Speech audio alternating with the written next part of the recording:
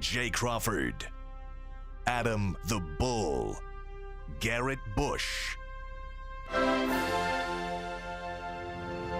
and so many big names, it would take me hours to say all of their names.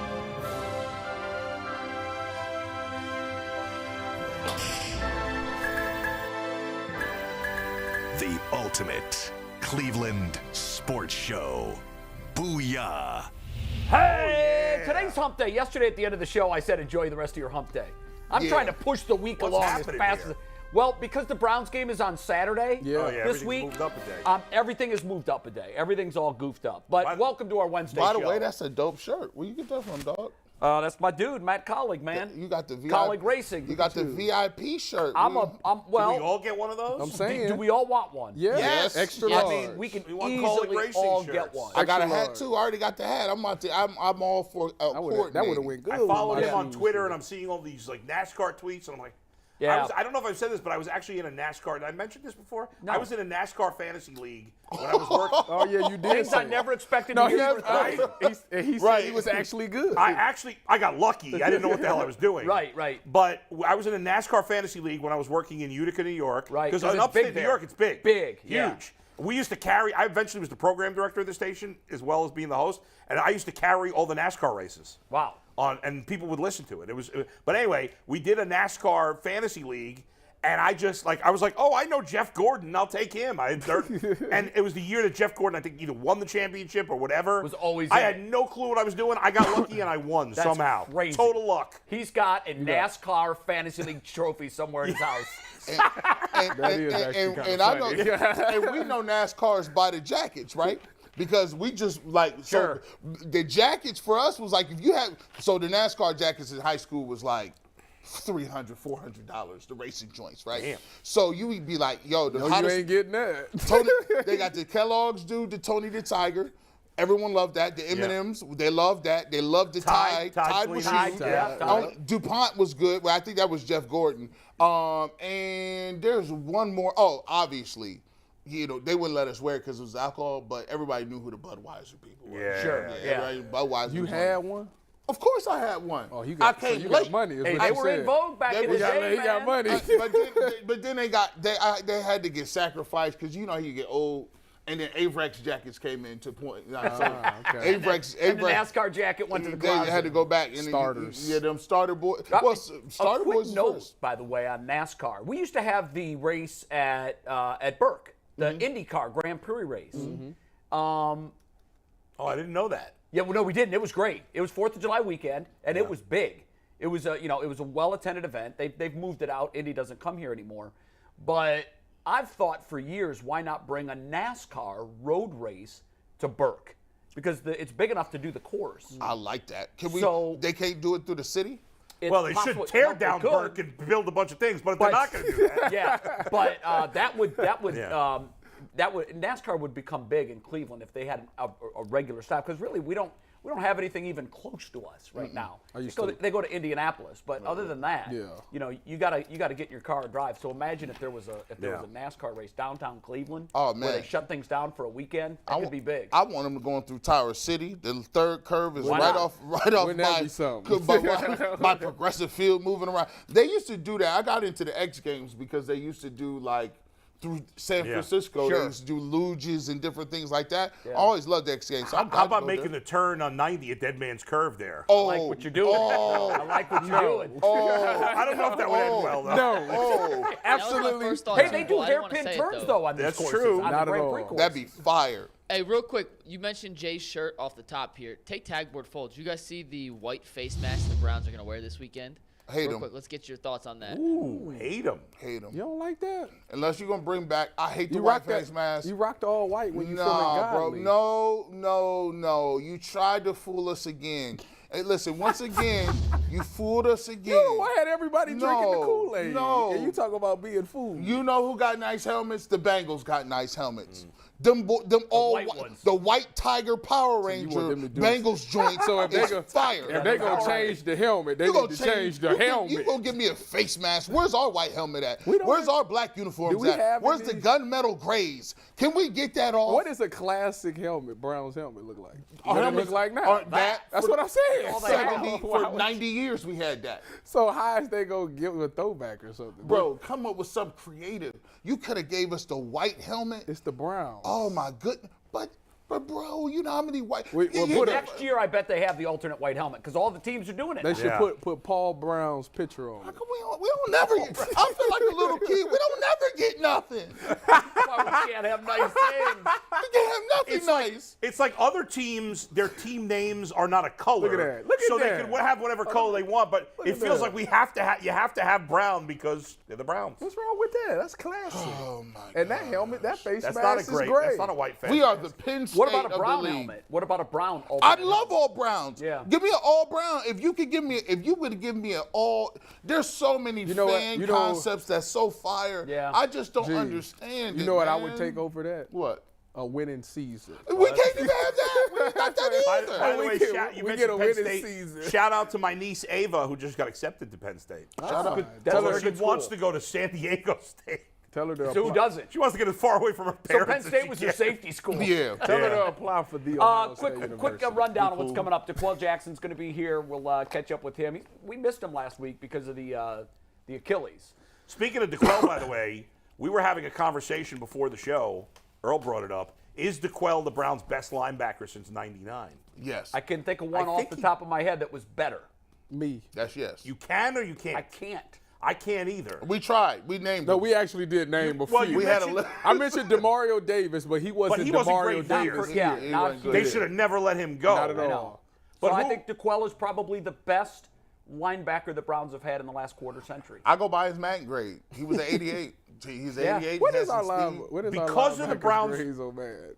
Oh, they're terrible now. Overall, no. What was there at the beginning? The year overall? I would imagine what J.O.K. or Anthony Walker would be the highest. JOK would probably be a was. 79, Walker maybe a 81, 82 speed. He's the best linebacker I can remember. The No, I Browns think he have. is, and I don't think. I mean, No just the more fact that reliable. Like we talked about it. Like, and that's the way they play defense. And DeQuell has talked about it. He didn't make a ton of plays in the backfield because they didn't play that way. But Right. like he was the most every year he'd have 120 tackles, 130 He's tackles. always the leading tackler Yeah. every game. He was the god of the 3-yard tackle. Yeah. DeQuell, how many yards you get? DeQuell had 19 tackles. Yeah. All of them was between a 4 and a 7-yard gain. Yeah.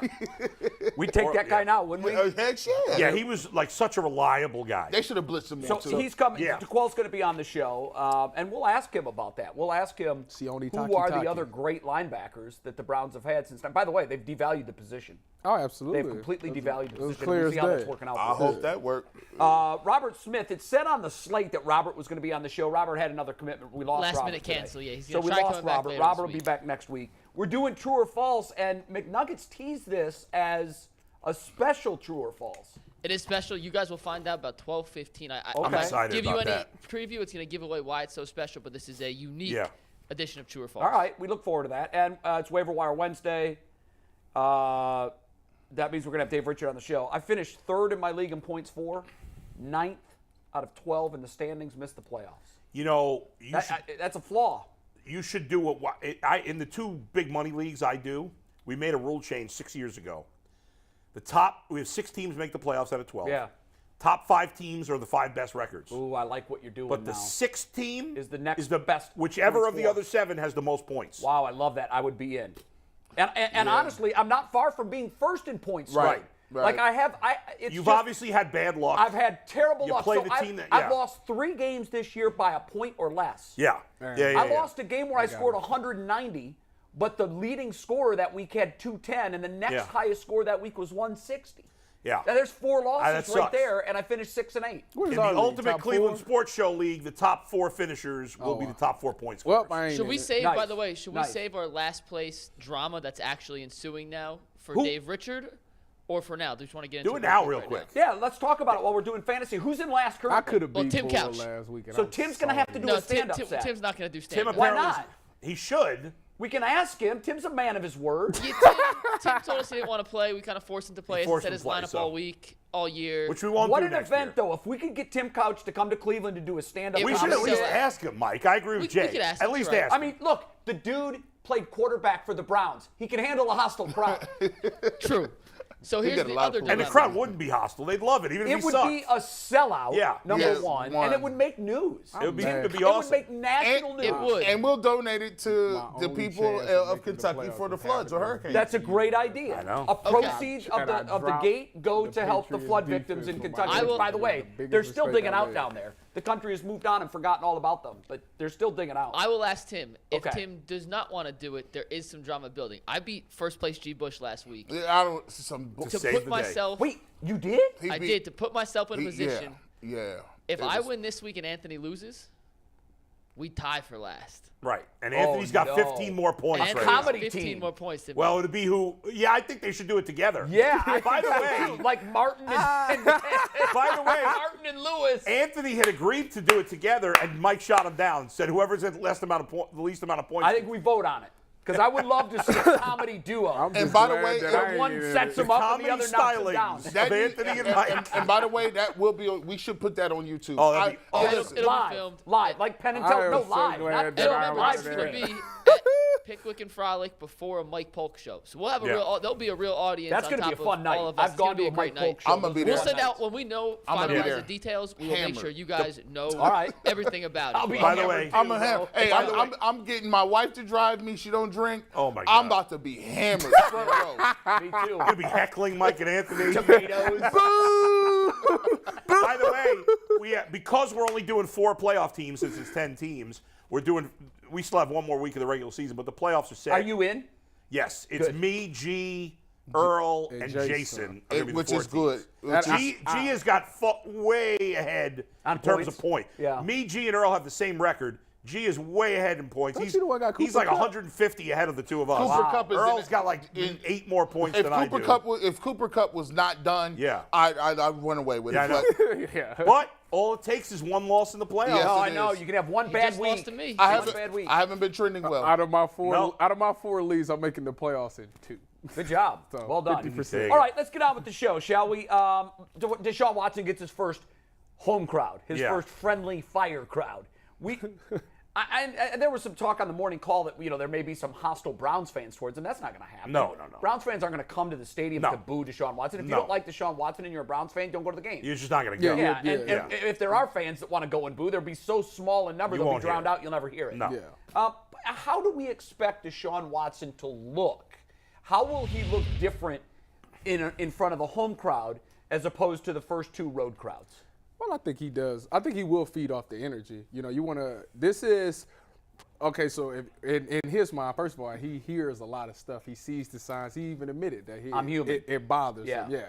So when he comes here and he plays, I think to him, he wants to show everybody, hey, yes, some mistakes was made. I put y'all through a rough situation, but I need to come out here and put a show on so y'all understand the type of player that I am.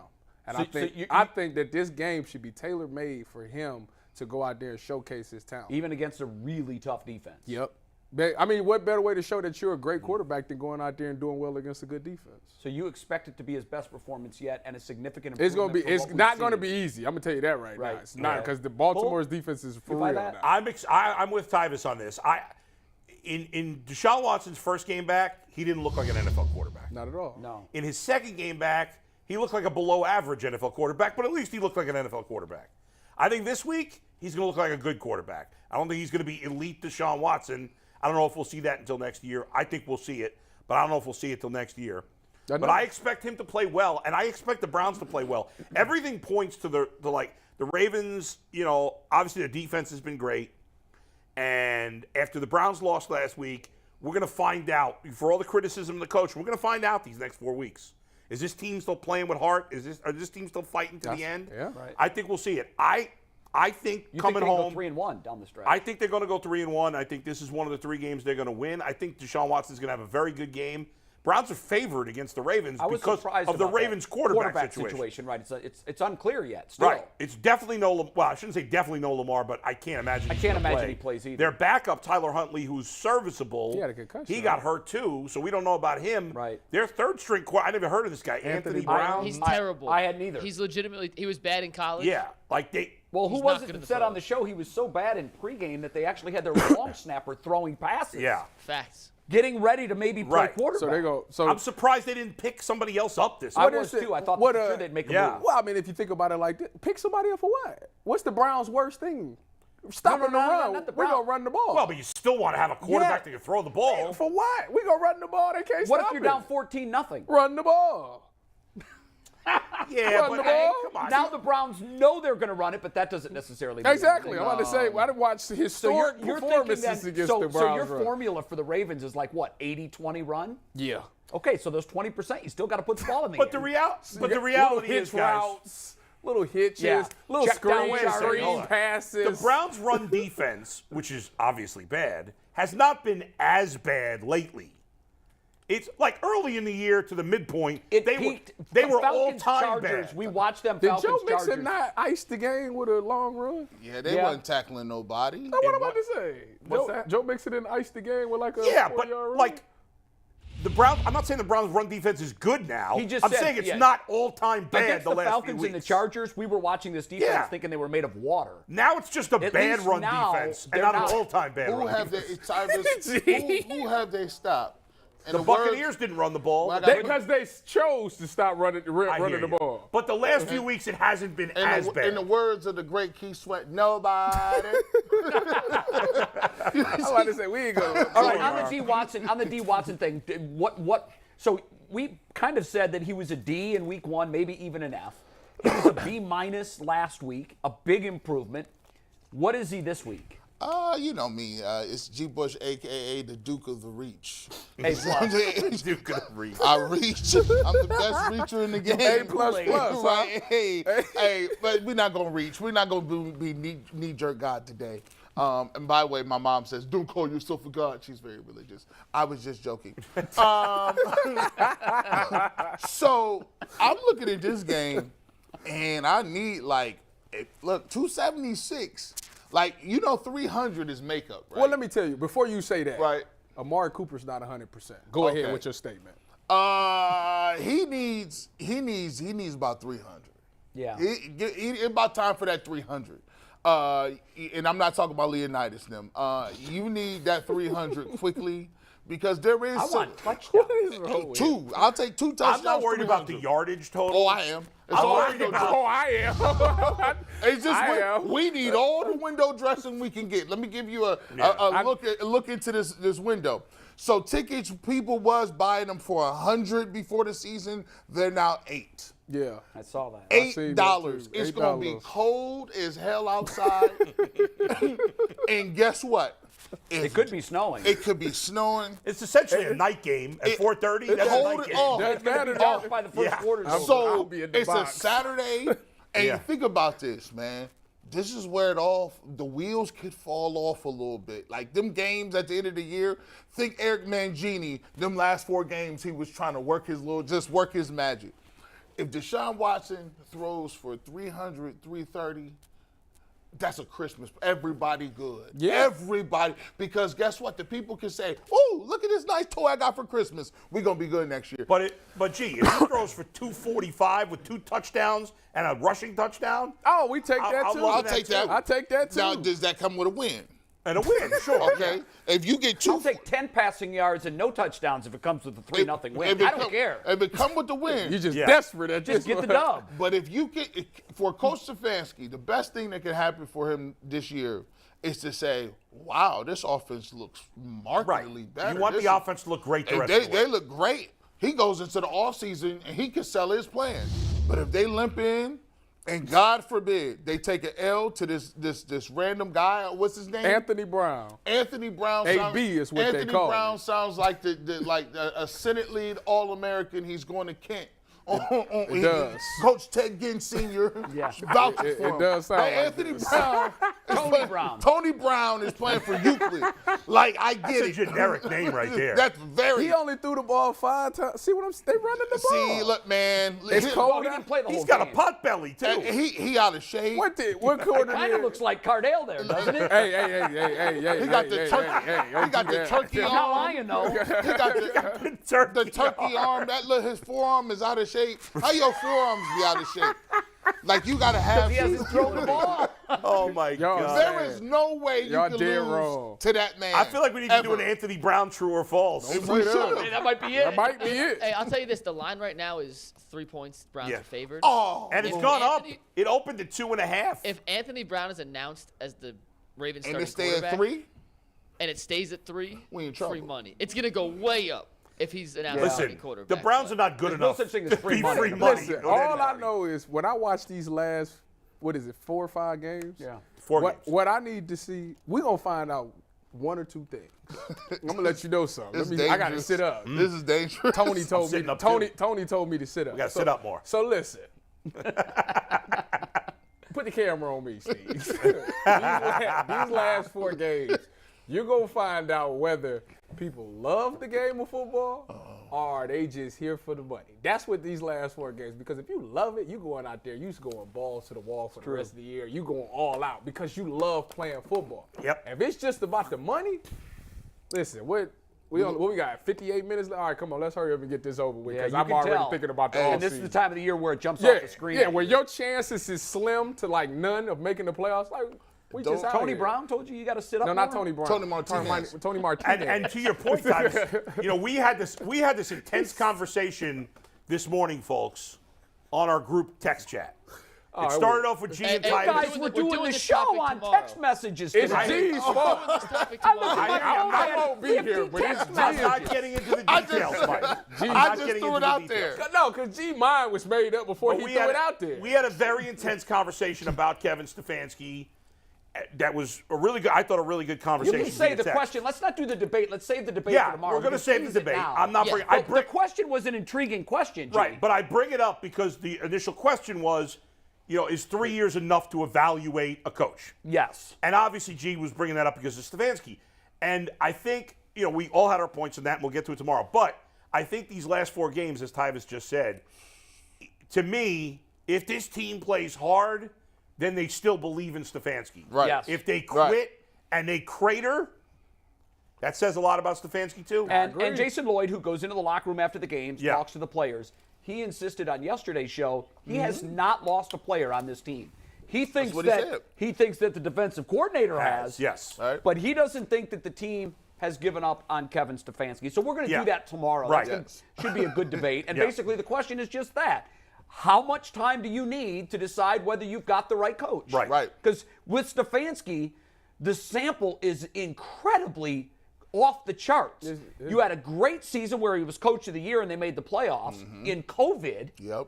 you had 2 subpar seasons where Right. his teams were riddled with injuries. Right. Riddled. So is that enough time? And that's going to be a hot debate tomorrow because Yeah. I had 50 freaking messages on my phone today. I thought we were doing the G's show on fault. And by the way, G's fault. and by the way, I was asking as just an ask. No, you it wasn't. wasn't a loaded question. No, Yes, Tyvis it said, was. Tyvis said, you're asking a question you already know the answer to. No, Look, he's smirking. Really? He's smirking. Really? I was just trying to. Wait a minute. I was just trying to pose a question to No, my colleagues. he asked me a question. I answered it, and the way he responded told me he had an answer already. So what's the point of answering I wanted the question? Tyvis's opinion on No, it. you didn't. And they really just jumped on me. I was asking. I wish we could show the Chief text got messages. accosted. think you got accosted. It was textual assault. I thought it was a good debate. I They like- got you. Jay, that's good. Textual assault is good. Hey, They were before, all a great over one. you. That was Mike, great. before we bring DeQuell in, Yeah. I do want to talk about JOK going to the IR because as Tyvis Yeah, said, the game yes. plan on Sunday for Baltimore is going to be run the ball, run the ball, Yeah. run the ball, and then run the ball again. They're down to their 5th, 6th, and 7th string linebackers. Which is just, with that's JOK incredible. On the No, IR. it is. I don't think I've ever seen that guy. Man. It's impeccable. Improbable. Why would you not run the ball? Oh, they This gonna is get, a Well, they're going to run the ball. that one. They're going to get that It don't work. matter who I could go play quarterback. We handing the thing Can you off. play linebacker? I sure can. I would like to Now, see box- that. I Sad. was saying before listen, the show he box runs as much as safety. JOK. We'll talk about that. Box safety is the same as linebacker. It's essentially Then the same why thing. haven't they signed you yet? Because I'm a has-been. I don't know about that. Just a has-been. All right, can you You're a healthy body undrafted that free knows the agent system. has-been. Can You're a anybody healthy- name a projected starting linebacker for the Browns this week? No, because I didn't know that. Wait a minute. Hold on. Deion Jones. That's Yeah, one. Jones is healthy. That's one. And I don't know if it's Tony Fields. That's the other one you should know. Hold on. Who's the third one? The one dude that It was the came guy in. that made the play last week, and I said, God, I don't even know that guy's It's like name. Chris Paul Zinski. Kruger. Yeah, it's something ski. Yeah, at the end. ski. Wait, Jordan Kunazic. That's Kunasik, that's it. That's And it. Reggie Ragland, who Reggie was signed Ragland, off who the- they just picked up who last was week, is signed their off only by other the, like, linebacker. Whole He Foods from grocery line. Bama, What though. about to come Jason? join What the about linebacker Jason crew. Trusnick? Trusnick's not. No. Raven Trone. Raven Part of the party, boy. They only have He's cut his hair yet. I don't know. I don't think he did. Ragland, who they just picked up like 5 days ago, is he's their fourth linebacker. That's it. They don't have anybody else. Unless they picked somebody else. Scott in the Fujita's list. available. Scott Fujita. Hey, don't was do good in that. I'm about to interviews, say guys. He was. Fujita was Well, pretty good. I think the bottom line here is this is a very sad situation. Yeah. And if you're Harbaugh and you're the Ravens and you're looking at who's left for this Browns team, your game plan is really it's already devised for you. The question is, can the Browns, with all of these backup linebackers, stop it? Because the Ravens have had some success recently running it. Right, but the The Ravens have no starters, passing game the right now. starters didn't stop it. So that's your answer. And when we come to passing the ball, the Ravens have a very reliable target, big window. You can't yeah, miss it. no, they do. How much? Mark Andrews. Yeah, but you know what? He's not having a good year. He was hurt. He has, and that's not all his fault. He's not getting a ton Well, of you know targets. why? He gonna Because get a ton now. defenses just know that he's the guy you have to stop. Can anybody name a wide receiver on the Ravens? And that's why everybody's going after Andrews. Yes. DeMarcus Robinson. That is correct. But that's that's one. why. a But great Bull, one. to your Yeah. point, defenses know if you let your best wide receiver walk in the offseason. Yeah. And Andrews was kind of that complimentary guy, but he Right. kind of caught balls like a wide receiver. Now What are they defenses doing? Right. I was too. That made no sense to me. Plus, Is there's been Rashad some Bates injury there. still- Andrews missing There time. have been. Bateman's There have Is been. Bateman still there? Is he out? Bateman's hurt. He's Yeah, out for the year. What about the pro shade? I like Bateman, but he's out for He's the year. out. It's a pro shade. You know why this guys. game No. is dangerous? No. They got, what's his name, is Devin Duvernay. Who's had some games. He's been all right. Mike, what did they run the ball against the Browns for the first time of the season? How many rushing yards? Well, and If you also give me Dobbins was 15 hurt. He came seconds, back know, last week. I'll have it up. Okay. Dobbins had a good game last week. That's Sure. what worries me is Dobbins. This game 'Cause he is- looked Go Bucks. like the old He had over Dobbins. 100 yards. He's Go getting Bucks. there. This They game is rotate. dangerous. You guys if they ready? lo- I got if the they- numbers for you. Go ahead. Baltimore had 44 rush attempts for 160 yards and 2 touchdowns. Only a 3.6 yard per carry average. But they Still lived on the 160 ground. yards. But that was with Lamar, though, too. So, Yeah, Lamar had 59. Gus Edwards had 66. Justice Hill had 26. so all they Kenyon running Drake backs is had him, 5. like Gus, All of them. Kenyon They have Kenyon Drake, and Gus JK? Edwards, and J.K. J.K. Dobbins. Oh, they running the and ball. If Hundley plays, They might run the wing tee. if Hundley plays, he can He's run. all right. He can run. But he's not Lamar. No. He's not Lamar. And we're going to bring DeQuell in here. And before Yeah. we do that, DeQuell is our favorite drinker on the show. Oh, So yeah, we no might as doubt. well sponsor his interview today by Cleveland Whiskey. If you need a special holiday present, pick up a bottle of Cleveland Whiskey's Christmas bourbon. It's available now at your local liquor store. Take some today. Whiskey without limits. Drink responsibly. And I think, guys, DeQuell's ready for battle. Check this out. Yeah. Is he ready? Hey, get him in there. Hey, Ready, DeQuell. ready. DeQuell, They need me. have the Browns called you to play this week? You know what? I had a couple missed calls from Ohio. I didn't call them back, but maybe they do need me, even with a torn Achilles right now. I think I'll be a better out. I think with a torn What they Achilles, have you'd right still now. be better than what they got right now. I believe that. Well, you know, DeQuell, they value undersized linebackers right now, so I don't know. Yeah, DeQuell's too big. You know. And you I tackle don't know way if too that's well a for these compliment backers. or They don't teach tackling. That's the thing. They put 2-hand tap below the waist. Don't do that. Boom. Don't do that. Yeah. Little flag football action? Yes. DeQuell, how bad could this be? Just when you take a look at what their linebacking core is down to now, and the fact that Baltimore can and certainly will run the ball. It's scary. I've never seen a situation like this before, ever. Listen, I'm sure every week and every day, you know, how, you know, former players, they realize that on certain days they bring in guys, you know, to do workouts. I'm sure that Berea is full of linebackers being working out right now because they're thin. They can't afford to have any more injuries, you know, with that in the linebacker room. I've never seen anything like it. And even the guys who were playing, listen, they were barely holding on as it is. They couldn't stop the run. So, I mean, this is going to be ugly. You know, Baltimore ran the ball 38 times last week, including their quarterback. And I heard you guys talking about it. What's his name? Huntley or Anthony Brown threw the ball 5 times. Yeah. This is going to be, listen, they're coming in with a plan. I agree with Tyvis. Listen, they're not throwing the football. I wouldn't. Why would you? I would run at least 40 times on this this linebacker core because they can't stop anybody. Yeah. And why do anything else? And the defensive middle is so weak. By the way, line. Yeah, it's terrible. DeQuell. It's atrocious. When you look at the fact that Mikey just put up, see if you can put up that graphic again. You just put up about the leading tacklers on the Browns. Gotcha. We were talking before. We'll give you some hype while you're here. Actually, somebody asked the question before the show. Said, "Is DeQuell the best linebacker the Browns have had since '99?" And we said yes. So the only other guy we discussed was what's his name? Demario Davis. Demario Davis, but he only played here 1 year. He went good like that when he was there. But when you were here, you led the Browns in tackles. I think every year you'd have like 1,000 tackles. The fact that the Browns' top 2 tacklers are safeties and not linebackers is crazy. And not even in the 80s after 13 games. Right. And they still can't tackle. The 2 tacklers is the 4 tacklers. Can you show that graphic one more time, guys? No, it really is an indictment. Your leading tackler doesn't have 80 tackles and you played 13 games? He's one away. But wait a second. You're leading. He needed 1 more.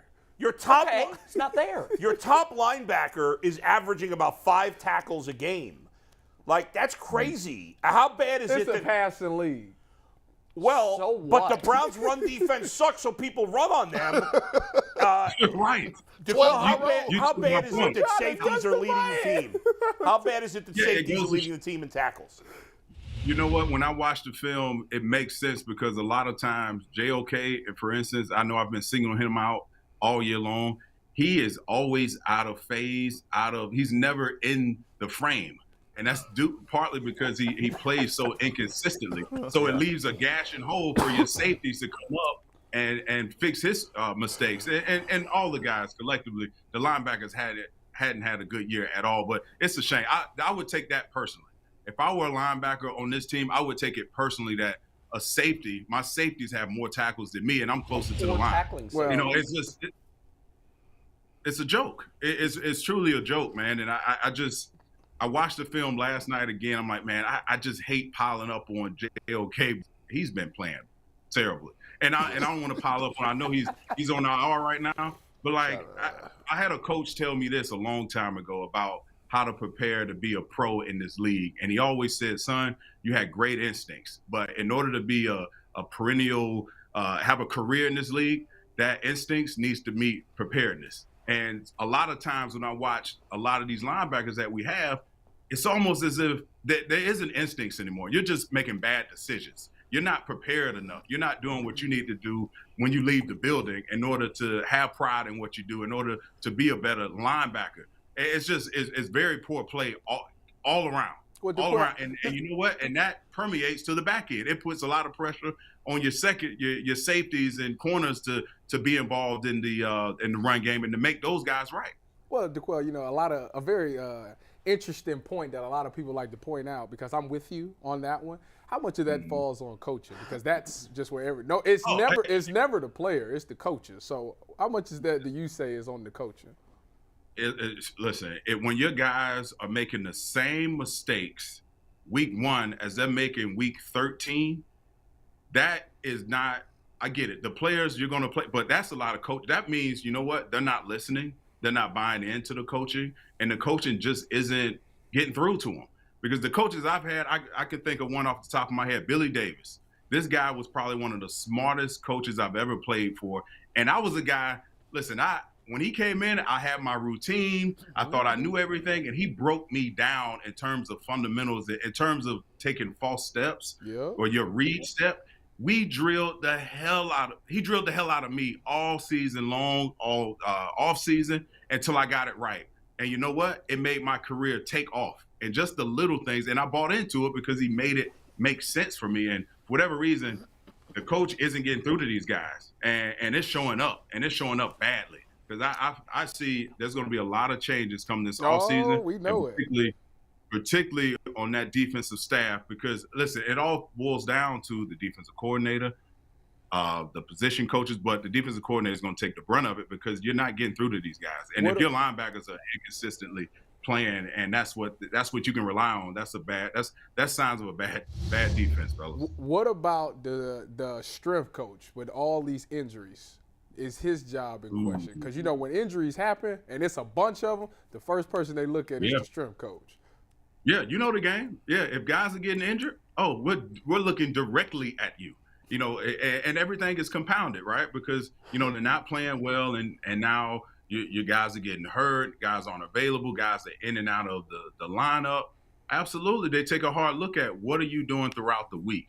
And again, a lot of it, I don't want to put it all on the strength coach, but a lot of it has to do with, as a defensive player, right? I knew we didn't have a great offense 9 times out of 10. And I had to buy hyperbaric chambers. I had to have every machine known to man at my house because I knew the level of play I wanted to consistently play at. But I knew because we didn't have a great offense, I was going to take a bulk of the defensive snaps.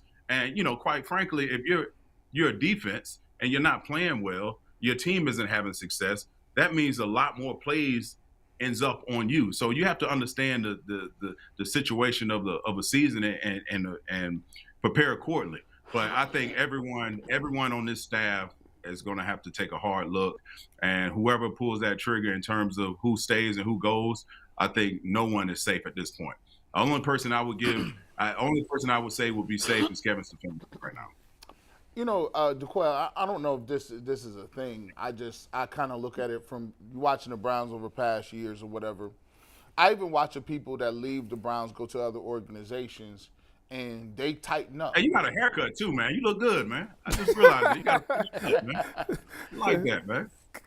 Fresh lines. Shouldn't even told me that, dog. Shouldn't even say nothing. I appreciate you. I had to acknowledge that. He was like, that's crazy. Man, DeQuell, man, when I'm looking at these other teams, man, sometimes this happens when you got a losing organization where they come from other different teams and they know how it used to be, how it's run. But they get to Cleveland and they feel like, I can get that off.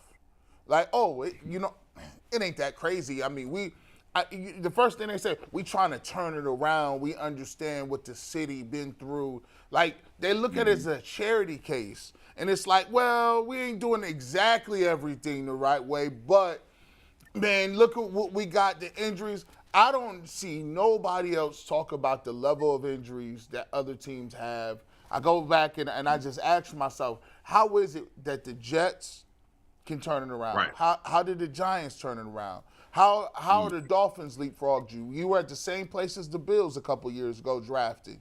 The Bengals have now leapfrogged you and seem to be dramatically better. Why is it that when we ask for the patience, why is it that those other places are doing it in the same amount of time? Some of them got bad, terrible, indifferent, and then came back and been good. By the time you ain't even been good yet. How is it that they're doing that, and why can't we translate that? Yeah, that's the crystal ball we all wish we had, man. I don't know what it is. I just don't know what it is. And you're right. When guys either leave Cleveland and go elsewhere, it seems as though their career takes off, whether it's coaches or players. And when they get here, you're right. For a long time when I was in the building, Troy Hill, the sense was you went to Cleveland because you had no other place to go coach, or either you were drafted there and you were trying to play your way out of Cleveland.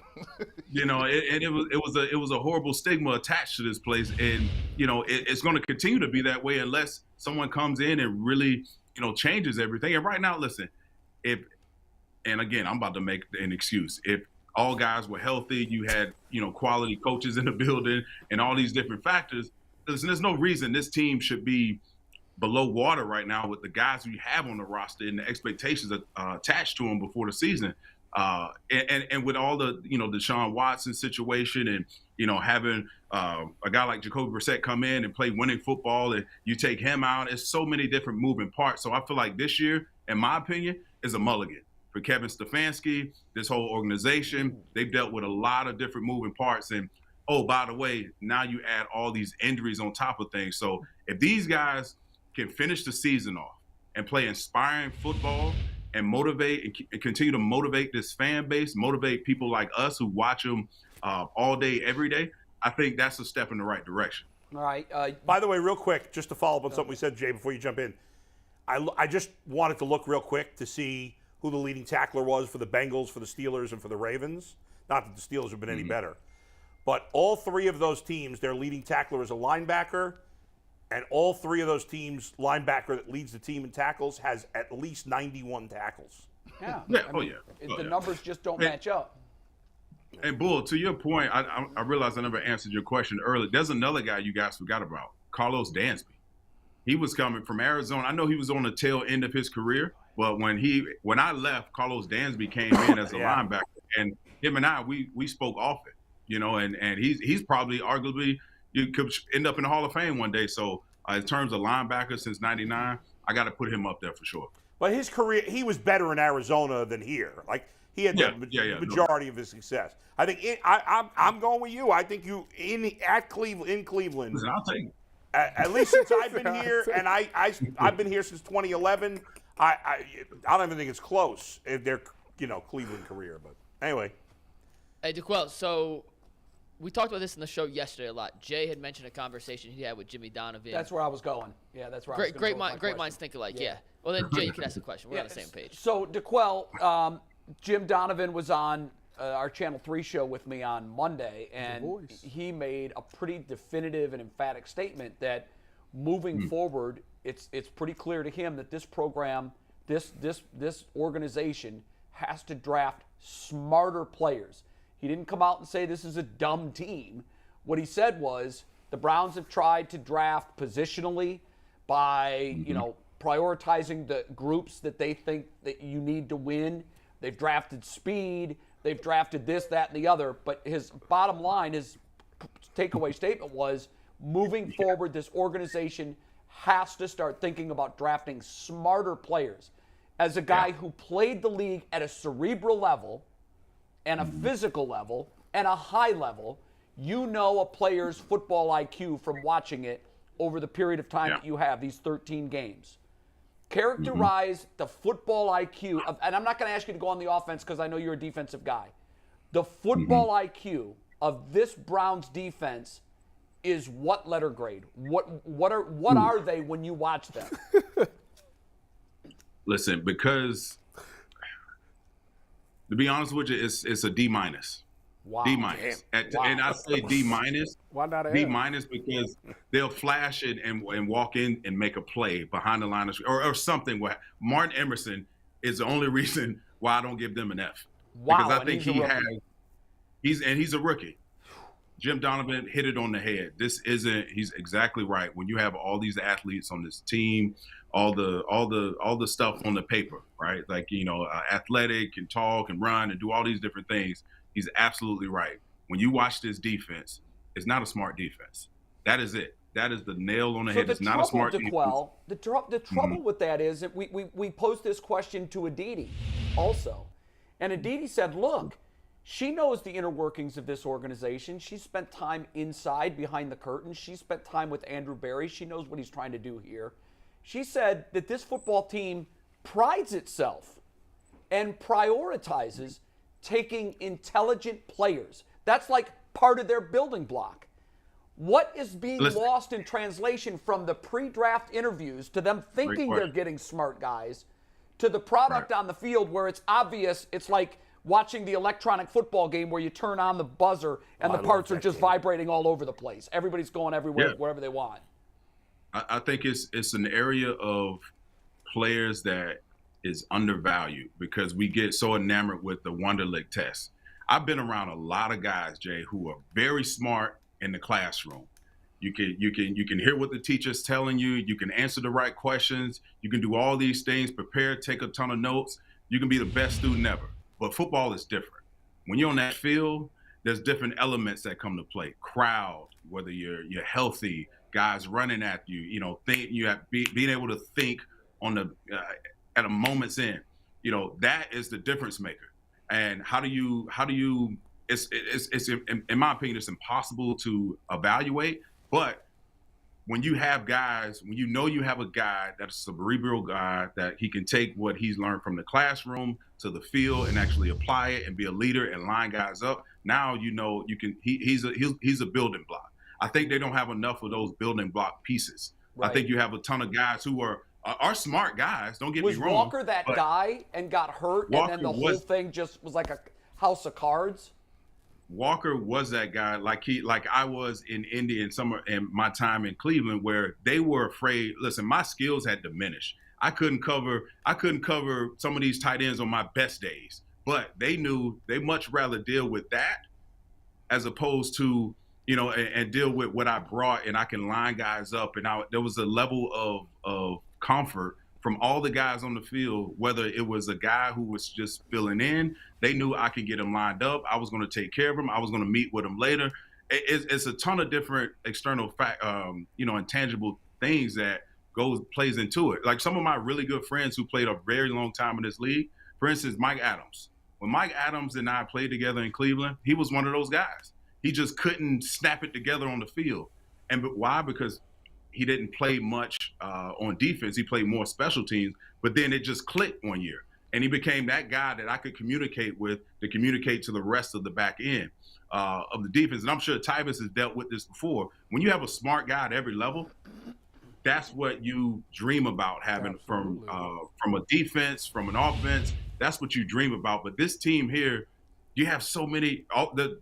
For instance, with Jadeveon Clowney and some of the veteran guys are on the D line.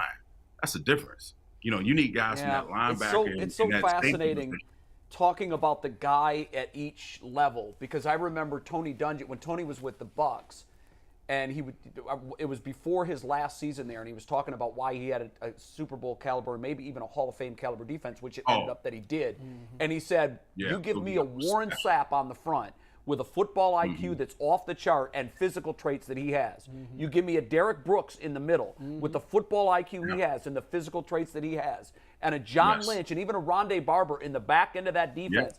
He said, you will not see guys out of position on our football field on defense all year. And they didn't. And they were never out of position. And Tyvis, this is crazy. I was going to ask you this question. It's just the regular, I don't know if these guys watch football, right? Like, I ain't played in years. But you go back to the football acumen and the smarts.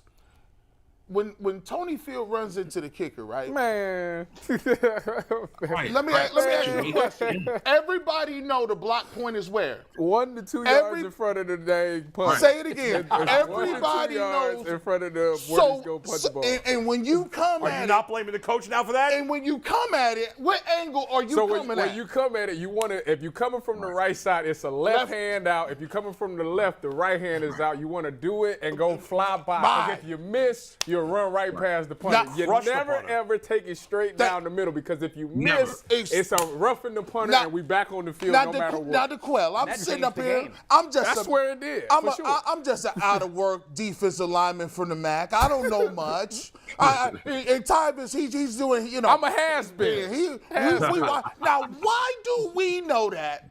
And yet and still, when Stefanski is asked, he said, well, he was trying. No, he was out of pocket. He didn't have proper technique, and he ran into the kicker because he didn't adhere to the block point. He didn't take the ball off the kicker's leg, and he didn't stay out there. We know this. It's just the fundamental stuff. I've never seen that. Right.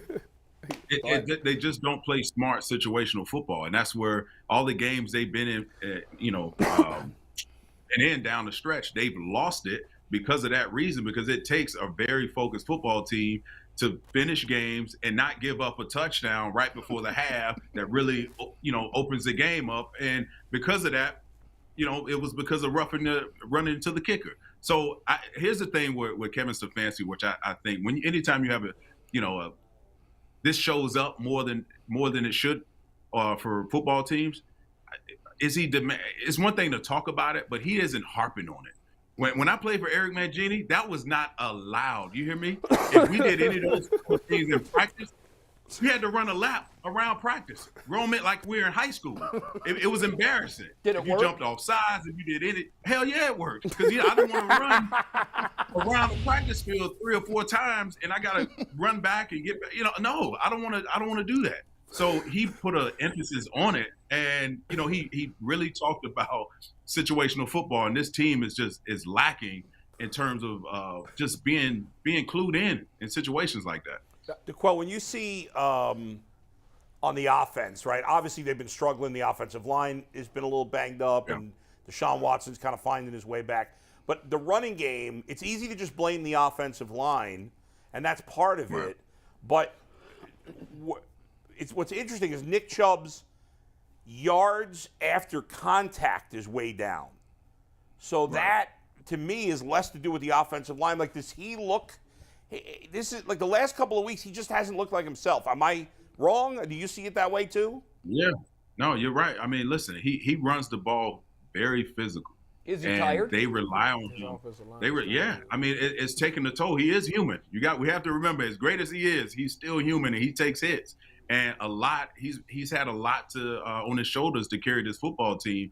And we all had the mindset, and we still do that. Hopefully, Deshaun Watson can keep building on his progression from week 1 or for his first game to his third game. It'll take to alleviate some pressure off of him. But he's been great thus far, and I get it. It's a long season. He hasn't been spectacular the last few weeks, and I get all of that. It's a long season, but I don't.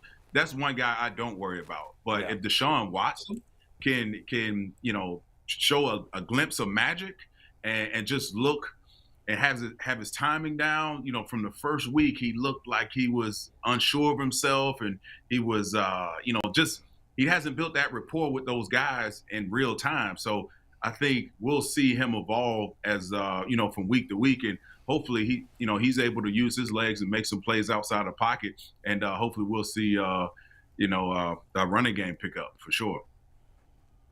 That's the hope. I'm wondering if he's hit a wall.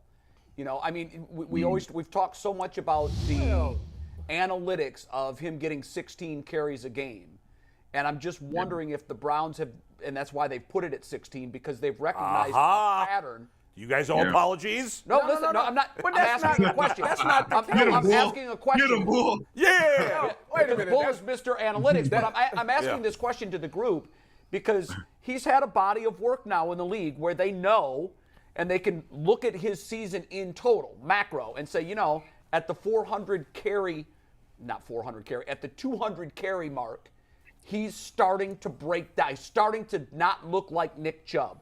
So we got to divide that by how many games. So when we get to 250 carries at the end of the season, Jay, and not in the middle of the season. Jay, I hear what you're saying. I'm just asking that. But this Sunday, this last game, yeah, the reason Nick Chubb didn't look like Nick Chubb is because it was a guy by the name of DJ Reader that absolutely destroyed he was offensive line. So there was no getting. But anytime Bull brings up a good point. Bull's looking at yards after contact. Yeah. Well, he ain't have a chance to get off for the contact. Yeah. Well, contact is contact, but and he's always been number 1 in the league at yards after contact. Right. Yeah. And I'm just wondering if because his yak has gone down significantly, by the way, not just a little. Last few weeks. I'm just wondering.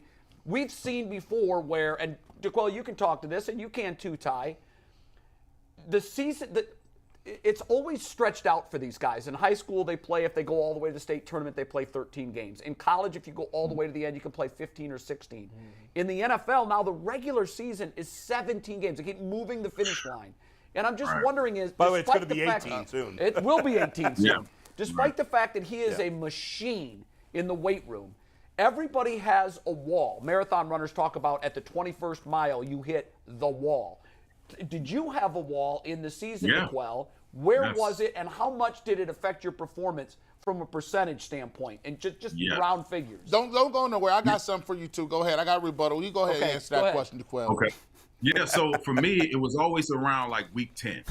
Week 10 is when week 10, week 11, week 12, that's where I kind of got into a lull.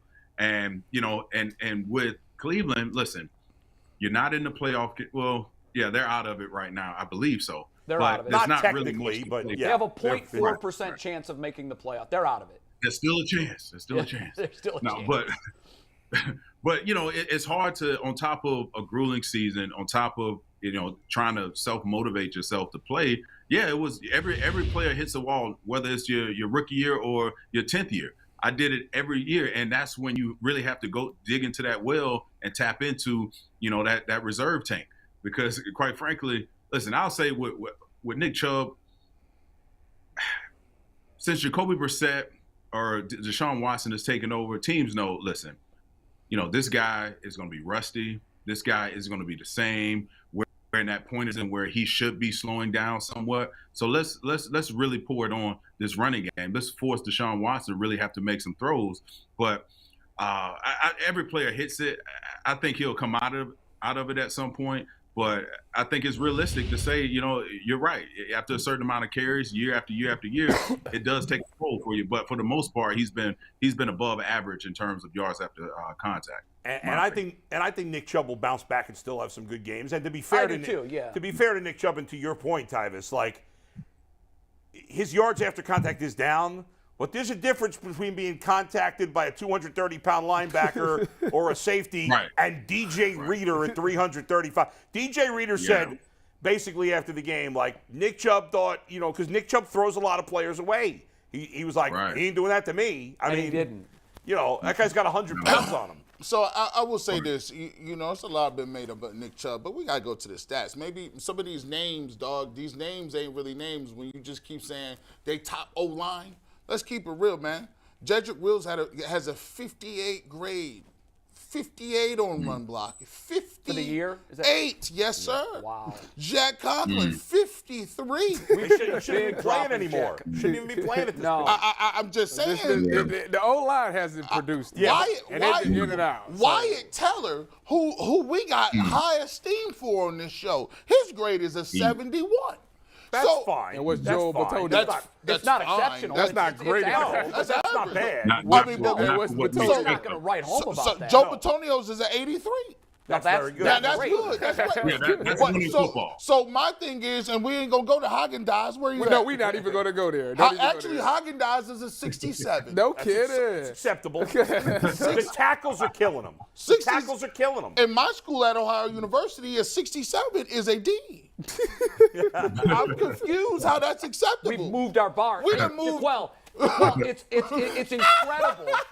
And we talk about the window in the NFL. It goes like this. And it doesn't stay here for very long. And we talk about that. And so my concern here is when they went out and gave up the farm to get Watson, it seemed like a smart play because we had the best offensive line, or one of them, in the NFL. In the blink of a year. Now, I know that we've had major issues at center.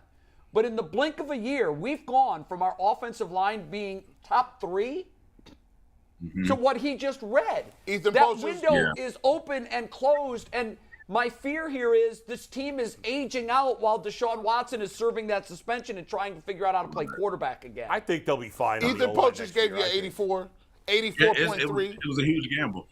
Huge gamble, and I tell you, if you can get those guys markedly better next season, this team would have. Listen, I'm confident these guys will be okay next year. But this year, however, it's why are you confident that next year will be different? Because I feel like all the guys that we have, and listen, I think as much as we talk about the failure of this team so far with all the hype going into it, I think they hear it, they feel it. They're competitors, and they want to get back to winning football. If they want to keep the structure they have, they like Kevin Stefanski. They want to make anything out of Deshaun Watson. That's still intriguing. I think, especially for the O-line, you got to take pride in that. And I think you've invested so much money on putting these guys together, and you've invested in Deshaun Watson, so you have to see it through. You can't start to unpeel this thing back right now, because now that means jobs are getting lost. But I do think with an offseason, this team will be markedly better next year. And their offensive line, and sorry to cut you off, their offensive line was playing well until the last month. It just seems like the last month they've got old. I don't know about that. You just gave run grades only. Here's the pass grades because I knew you came with a rebuttal. Zedrick Wills 68.6. That's a D. Wyatt Teller 64.8. That's an F. Haagen-Dazs 47.6. That's an F. Ethan Poaches 67.5. Joe Bitonio is the highest on the squad with a 78. Yeah, but that's a C. Yeah, but G, if you go through every offensive line in the league, you're gonna have some guys lower. Okay, that's not great though, Bull. You know that. Okay. Well, we all know that the tackle position. Here's the bottom line: their good. guards are excellent. Teller's been banged up the second half of the year, which has lowered his grade.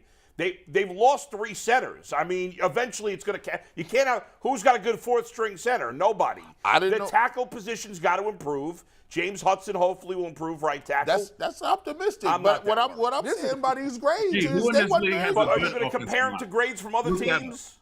You got to compare. You think every team has 5 guys with 80s? No. That'll show a bit of a better truth. Who do we think has a really good offensive line? Let's see what their grades are. And compare. I'll give you the Eagles. Right now, the Eagles have the best offense. Hey, go ahead, McNuggets. Look there. But I will say this, by the way, too, McNuggets, or DeQuell, I don't think it's a good match for what they're running with Nick Chubb. Out of the shotgun read, Nick Chubb is a one-cut downhill back. Mm-hmm. They doing all this east and west stuff. That ain't it. What is our it's tough because they're running a different offense. Right. It's like this team had built some momentum with Jacoby Brissett with the play action pass and striking down the field, and he was able to make some throws. And now you're running a new offense, trying to slow walk Deshaun Watson back into the fold, where these guys are like, come on, let's go. So they're off kilter a bit, and it's going to take a few. Hopefully, we'll see a glimmer of what this offense could be at some point throughout the season. DeQuell, what are the Browns' last 4 games? What he is. Who are their last 4 games? They've got the Steelers to end the season. They've got the Ravens this week, and they got the Commanders New Orleans. and the Saints in between.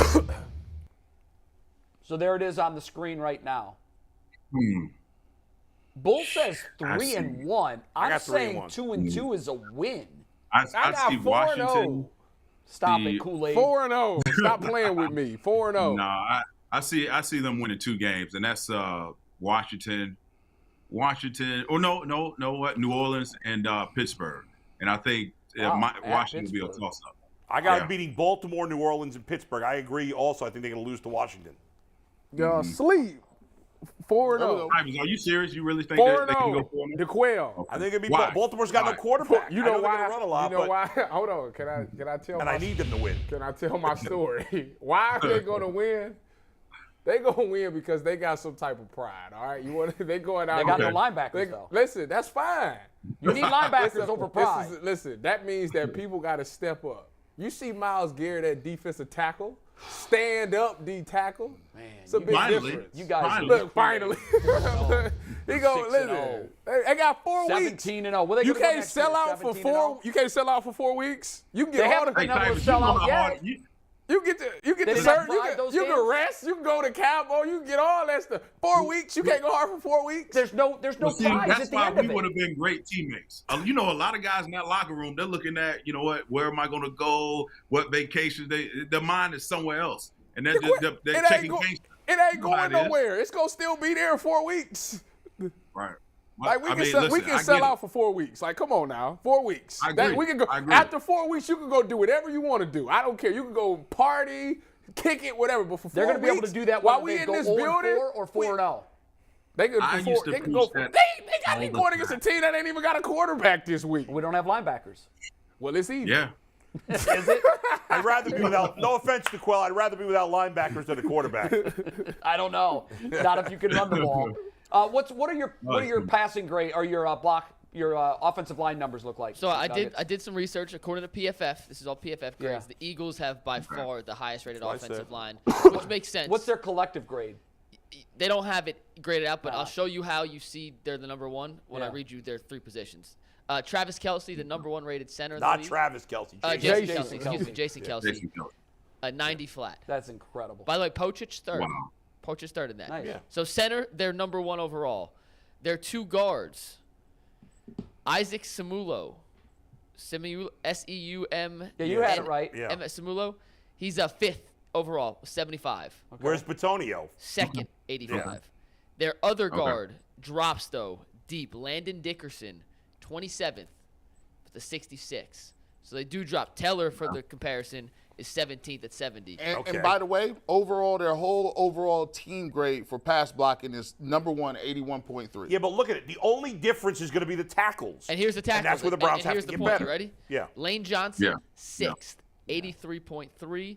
Their other tackle, Jordan Mailata, he's the giant dude out of Minnesota, the 6'9 guy. He's 18th at a 74.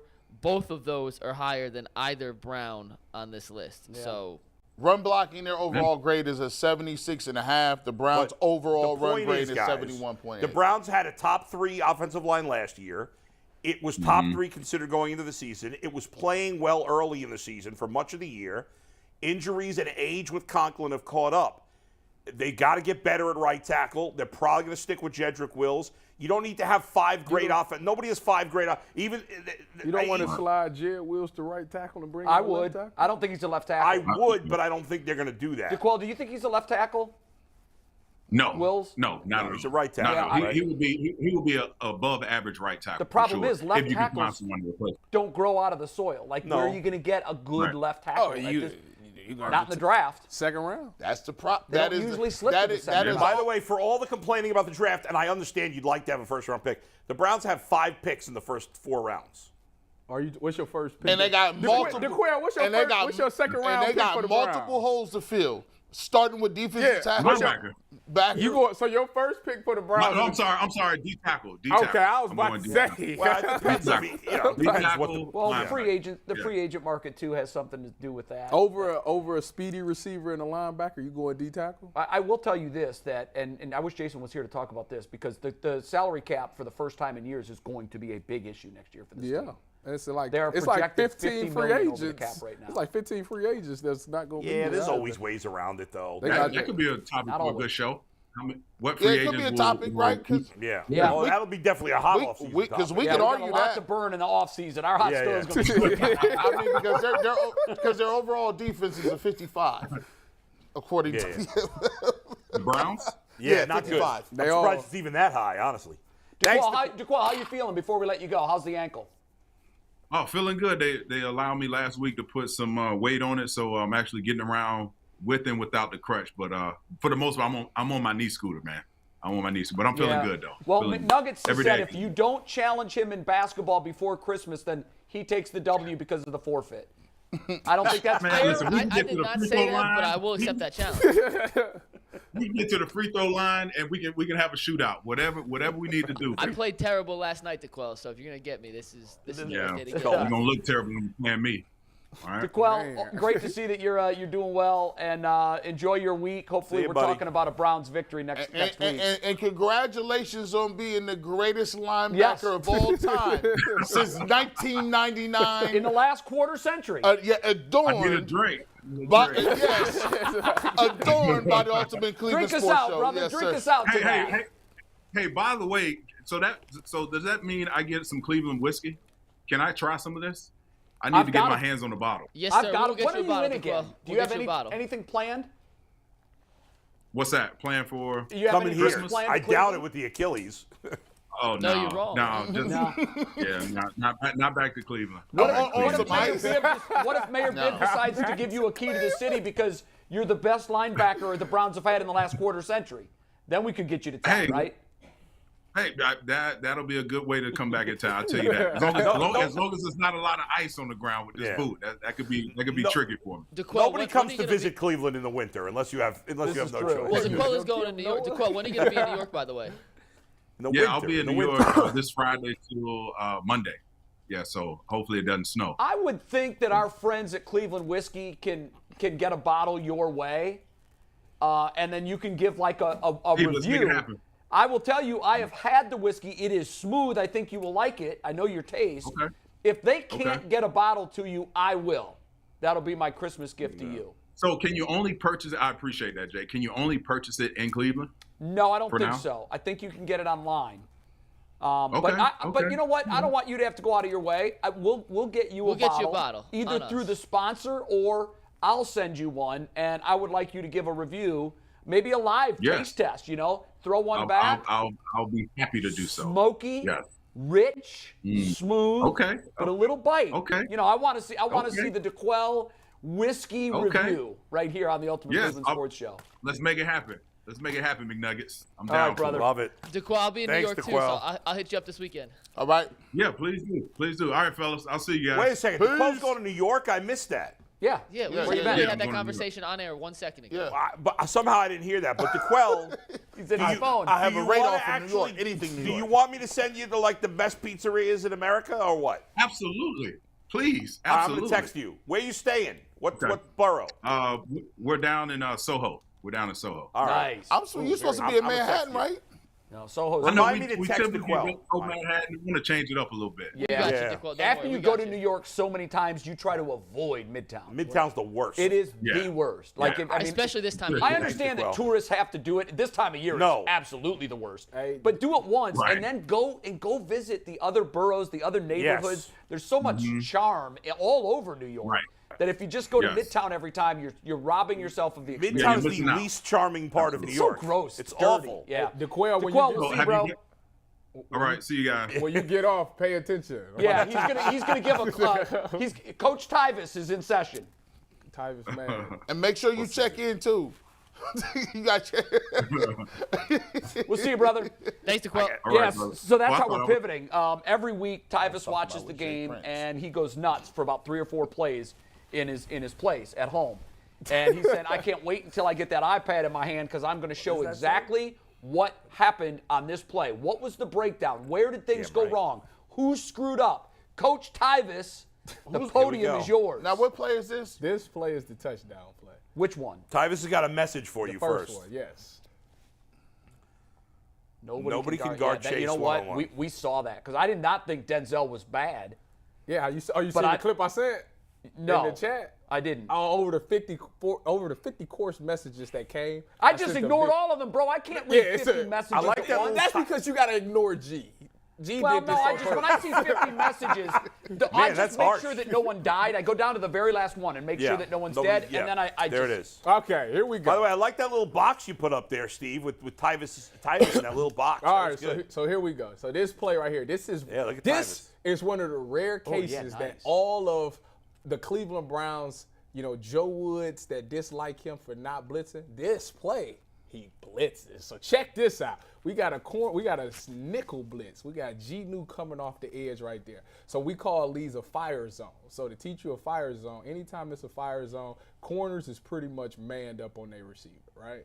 Pretty much, okay? So you got this guy who's a hot to 3, this linebacker's a hot to 3. Hot to 3, the best way I can explain it to you, it comes off as man, but you are supposed to relate to number 3. You got this safety who has to come down and replace. He is now the hot to 2 guy. So he's relating to number 2, meaning it's man, but if say these two crisscross, say this guy and this guy crisscross, he would take 3, he would take 2. Let me ask a question before you go any further. Why is Denzel in bump on Chase, but there's such a cushion at the top? I was thinking the exact same thing. Against a random dude, Trenton Irwin or Okay, so the reason being is because if you look at this guy right here, I think that's Irwin. He's off the ball. Yeah. You can't really press a guy that's off the ball. No, but you can still get up. You can get up there. But why give him 8 yards? Yeah, I mean, that is a big cushion. Hold on, let me clear this. Why would you press in a slight bunch? I don't know. I want you to tell me why we wouldn't. You wouldn't because you get picked off. Like if he goes up here, say he was right there and he pressed, and this guy went like that. I see what you're saying. You would get picked off. Oh, I see. So back up. A rub. Basically. Okay. Rub, right? Not to mention, let's be honest, we're thinking Trenton Irwin can't run past him because he's white. I mean, that's what we're thinking. So in these situations, when you see corners play off and it's like this, it's not necessarily because they're scared of the speed. It's because they don't want to get picked off. And all right. I never thought about that. That's good. He's off a little bit because he wants to disguise what it is that he's in. Like, say, for instance, if they came up there, they'd be like, well, this could be cover what? This could be cover 3. This could be cover 1. This could be man. It could be anything. Like it's kind of a giveaway since he's playing man at the bottom and there's no one really shading over the top. But, they still play cover 3 like that. Yeah. Right. It can still be cover 3. So, anyways, after giving y'all that, and this guy right here is a hot to 2 player too. So, meaning he would have this running back to his side because obviously the receiver is number 1, this running back or whoever's second eligible, this linebacker would go to, which in this case would be Mixon. This guy is the post safety. So, this play right here happens. Jamar Chase runs, the little skinny post. The reason that this play happens is because you remember we was just talking about, I think it was last week, we was talking about Ed Reed was saying that he would be on this side and when he goes to the middle. Bait the guy. As a quarterback, you always look at the safety. Once you see the safety come down, you always go backside of where this guy's coming. So if he's running from this side, you throw it to this side. If he's on this side coming to the middle, you throw it to that side because it's so hard for a safety to run to the middle, flip his hips, and come back and break back. There's just too much space to cover. Right. So when we get to the end zone,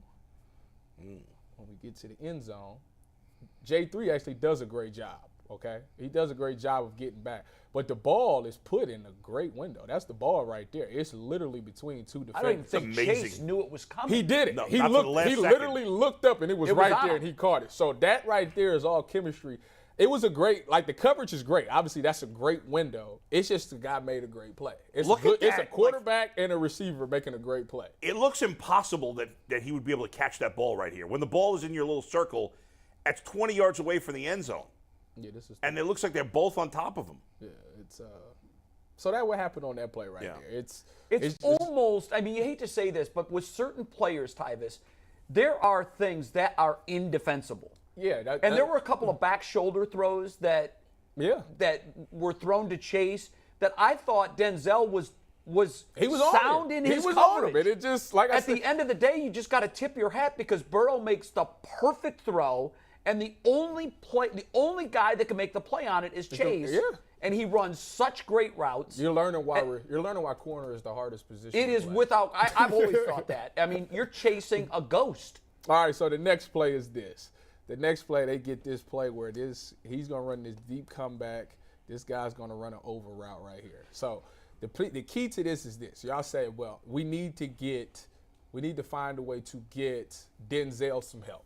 So if they're in cover 3, obviously we know the cover 3. Buzz player, hook, buzzer, he's in man. But in this scenario, they're calling seam alert because if these both go seams, he's going to take the outside seam, he's going to take the inside seam. This safety's obviously going to lean to this guy. So with that being said, when you get this route concept right here, and this guy goes over, this guy right here, I think this is A.J. Green. He actually supposed to be buzzing, and he's supposed to be the guy that gets under this. So Denzel Denzel did have help on that. He's play. supposed to. Because he didn't. I remember this play. There was no one there. In the corner's mind, you thinking, okay, I got a buzz player right there. Unless this guy, comes to the flat or something like this, this guy is supposed to come. So can I ask a question? So Denzel is taking in the event that Chase does run a go. He got it. He's got it. He's by himself. But that flat area on the short side, that's got to be green. Because your responsibility as a buzzer, AJ Green's responsibility as a buzzer is you get 8 to 10 yards. Right. And you get to the numbers. When you get to the numbers, you look at the quarterback. If the quarterback is looking towards you, you go ahead and you push through the numbers. Okay. Because that means the quarterback's coming that way. So that's what he's supposed to do. He got caught up in the play action and all that. Make a long story short, it turned into a one-on-one route concept. Right. If you're playing corner and you're playing cover 3, you're thinking, I got a hook player right there. I got a buzzer up under me. So I got a safety that's in the post. So the only thing that really is a problem should be the deep ball. Right. So that's the quote-unquote that's the help that you're supposed to get as a corner. However, in this case, when you look at no one there on that play. There's absolutely nobody there. I remember it. Absolutely nobody there. So that's why this play happened. So that's on green. Yeah, you got to have a buzzer. Can we bring this one up? Or No. Yeah. No. Where is green? I have no idea. Is that him on the far right edge of the screen? I think this is the linebacker, to be honest. But I mean, even in the middle of the screen on the far right edge. No, down. All the way on the far right edge. Oh, right here. See, there seems to be a player. Yeah, right here. Yeah, right there. I wonder if that's green. Ty, he's 15 yards from where he needs to be. So let me give you an example once again. Now I got a good enough memory to remember against the Buffalo Bills. It was A.J. Green who what? Yeah. That was him again. Hold on, we were complaining about A.J. Green last time. When Diggs was open in the end zone, That was they need was to his upgrade fault. from him. Well, no. So let me be fair. Accountability. Yeah. He shouldn't be playing. Why is Greedy Williams a healthy scratch? Okay, so is he that bad? And we're gonna be fair on this, okay? I said as a buzzer, your job is to be 8 to 10 yards to and through the number. The ball starts on the 35-yard line. That means at deep he should be at the 25. He was there. Let's see where he ended up at. This ball was caught, so he would have been here. So it still would have been deep, but you would think that he could still make that play. He at least put some air. He at least put some air on the ball. At least something. This is but he should at least at worst be standing right here. And I don't know where he's at. You can't. You can't. And first of all, you a corner.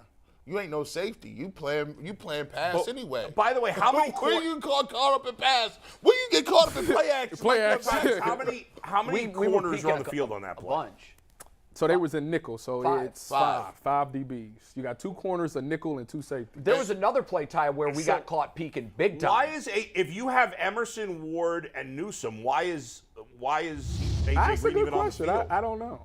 Hey, guys, hold on. We got a little bit of breaking Breaking news real quick. DeQuell's watching. He wants in on the segment. He's going to send us a linebacker breakdown video for next week, same way Coach Tyvis does. Oh, really? We're going to add Coach DeQuell to our coaching roster. That's great. We have special Nice. teams coordinator Tyvis Powell. We have defensive coordinator DeQuell Jackson. I'm obviously the head coach. I head like coach that. And we're going to just continue to add anyone who wants to send in breakdown videos. We will add you to the rotation. But DeQuell, on record, confirmed. There's the text if you have to see it. G's got to do the defensive line. D-line. I'll tell you what. I look like a 1 foot short offensive lineman, so I can do offensive line. Hey, that's a very good question. My thing is, in that personnel grouping, they had 2 tight ends, or I would have probably been in base.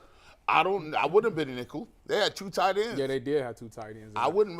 They might have just get caught with the they wrong probably package. got caught with that. Yeah. And that happens. It does. You just have to play. It's just, it's hard. I mean, those plays, there's nothing egregious there. But that just goes to show you the small room for error when you want to be a top-notch team. That's a great point. There's 70 snaps, 60 snaps, whatever there is in a game. It's I had football explained to me this way once. I can't remember who it was. It was a long, long time ago. And I've used the analogy a little bit on the show. I always say it's a collection of doing little things. Yeah. But it was explained to me this way. You get a penny for every time you win a play. That's how you win the football game. Mm-hmm. The team at the end with the most pennies wins the game. Yeah. And the reason that it was put to me that way is because it's little things. Pennies aren't, you can throw 1 touchdown bomb 80 yards, that's a $1 bill. Right.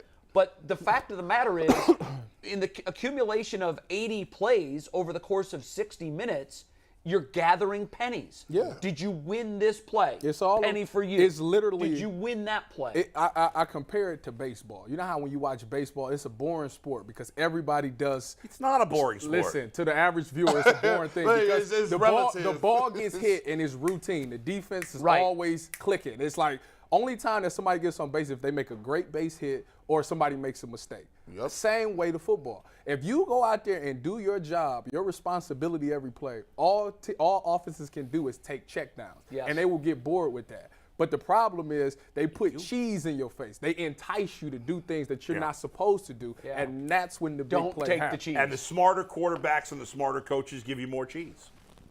And they know when to take, and they know when you're going to take it. Because it's think about the flea flicker play. The reason they were able to get that play is because early in the game they did the same thing. You have and they said the safety was coming up, and so they knew that the safety would bite on the run, and he'd be way open. And that is the difference between someone who actually schemed something open and somebody who just created something and said, you know what? I think they're going to be out of whack when Jacoby comes into the game. No, they're not. You could have ran the same exact. Do you think Deshaun Watson has never snuck the ball? Right. Never. You could have ran the. Never. I think he's never done it. And here's the thing, too. I thought you telegraphed that you were going to throw it when they brought Jacoby in. Yes. Because we thought we were playing chess. Hey, let's put Jacoby in, and they're going to bite on the sneak. No. No. Zach Taylor was playing chess too. He was just playing a higher level chess. Well, the pass was a good. If he completed, the receiver was open. But your quarterback that was cold. The pass Didn't make come any off sense. the bench. Just let him. No, it was bad. Just let him do it. That's why the flea flicker. It's levels to it. It's just levels. And it's sad that you sit here and say that Zach Taylor is smarter than Kevin Stefanski. But at the beginning of this year, everybody wanted to fire Zach Taylor. No, 2 years ago. No, it was this year. The beginning of this season? Oh, you mean when they started? Yeah, when they started this season. What are you talking about? He said it. Well, I didn't say fire him, but I don't think he's a great coach. He's got an under 500 record, which, by the way, is Kevin Stefanski. What's his overall he's record? Over 500. That's crazy. What is it? What is his overall record now? I don't remember. It's 24 and 22. Do you like Stefanski? Is Stefanski a better coach than Taylor? It's hard to say. I say yes. Last answer, then we're going to true and false. Reporting live. I think they're Channel 3. I mean, look at the body of work. Stefanski's 5-1 against them. Yeah, that doesn't make them better. One went to the Super Bowl. He got a lot better. But he's 5-1 head-to-head. So that means Zach Taylor's better than Andy Reid. No. That logic. Well, yeah. But just use that logic. However, we're talking about divisional foes. We're talking about divisional foes who know each other very, very well. And by the way, I'm sorry for derailing. If the Chiefs and the Bengals play each other 10 times, oh Lord, who's going to win? How Jada many? leaned in. It's going to be probably 5-5. Yeah. That's right. on me. But I don't think Andy. Obviously, I don't think Andy. And I don't think you could just judge it by that way. Well, I'll give you an example why I would say yes. You can. Last point. Stefanski has blown out the Bengals on a number of occasions. Twice. Oh, yes. my goodness. But I don't think that makes him. Bengals games are all field goal games. I don't think that makes him a better coach. I don't. Is he a better coach? I'm not sure, honestly. Really? I'm not sure. I do. If I had to say yes, I would stay Stefanski. So I told you right now, the Bengals just fired Taylor and hired Stefanski. What's your gut reaction? At this point, it's hard to say because Taylor and Burrow have a really good relationship, so that factors in. I'm sorry, fellas. I didn't mean to do that. All things being, here's my answer. I just wanted to think about it. Yeah. All things being equal, I'd rather have Stefanski. Yes. Okay. All right, guys, that was great. I'm going to do some more conversations. True or like false, that. baby? Let's go. As our overtime content in the near future, just a reminder, everybody, we do offer memberships. $1.99 is the starter tier that gets you the custom emojis. $4.99 is the coaches tier. It's less than $60 per year. You get 2 hours of extra content per month. That ends up to 12 hours per year. That's like 6 extra shows at a minimum. Today's overtime content, by the way, G. Bush and Tyvis breaking down MLB free agency. No one knows baseball like these two scene heads. It's going to be epic. It's going to be epic. Adam the Bull now endorses both tiers, $1.99 and $4.99 today. Tier, Bull? I can't remember. I am a fan of the coaches tier. I am not endorsing the basic tier, but I'll stop calling you an idiot if you buy it. All right. Let's do true or false time, baby. True or false is brought to us by BetJack, by the way. Yeah, BetJack. Ohio Sportsbook. We will start betting on true and false once it's open. The time has arrived, Ohio sports fans. It is live January 1st. Download the BetJack app today. So Who is the defending champ of true or false? Ohio Sports Jack. It's been like 2 Well, Jay is. He's winning. That's the trophy. Where's my trophy? I'm the all-time. I am the Bill Plaschke. I'm the all-time second leader What do you mean, you winningest have bad guy. facial hair? So today's true or false is a little special, guys. Yeah. Bill Plaschke is very prisoner of the moment. He is. Plaschke is. We have not done a Guardians true or false yet. No. That's We have not done any Guardians. So we last week. I lost. to bring a Guardian into we the got mix canceled, with a little bit of a twist. Okay. We don't have Anthony back here today. Oh, he's going to go Mike Zunino. We do have Anthony on remote because we are doing Austin Anthony Hedges. or Austin Hedges. Oh, no. This is not true or false. This is Bro Jaravicious, Joe Jaravicious. Oh, I love it. Anthony or Austin edition. And let's bring I Anthony. like this one. Anthony is here with us. He's joining us live. Anthony. Hello. Hey, guys. What's up, everybody? Anthony, you might want Are you to enjoying the studio? fix up your background a little bit. Jeez. That is a college well, I'm on vacation. seniors. Okay. Hey, this is. I woke up 10 minutes ago. Hey, bro, this brings back memories, bro. I'm looking. Bro Jaravicious, Joe Jaravicious. By the way, I'm looking for the bong in the background. It's sitting under the bed. Lava lamp. You look for the lava lamp and the bong. It's definitely back there. 2 of those, I think, are in the closet. Got a hot pot, a little hot pot over there. Look at this little jacket up there hanging on the door. I love it. That's right. Anthony's one of my favorite human beings. All right, let him live. Yeah, Okay, I guys, still are live you at home. ready for Hedges or Anthony? We have 8 questions. Either Anthony or Austin Hedges. This Take your is pick. crazy. It's Anthony or Austin. By the way, Hedges no longer on the Guardians, thankfully. Which is why we had to do it today. We wanted to do it last week, but then the show crashed on us last week. Yeah, so. I mean, He's a free agent. Yeah, he's a free agent. But I don't know. All right, let's take question one, It's Steve. going to be tough. Question number 1 is this: Anthony or Austin Hedges?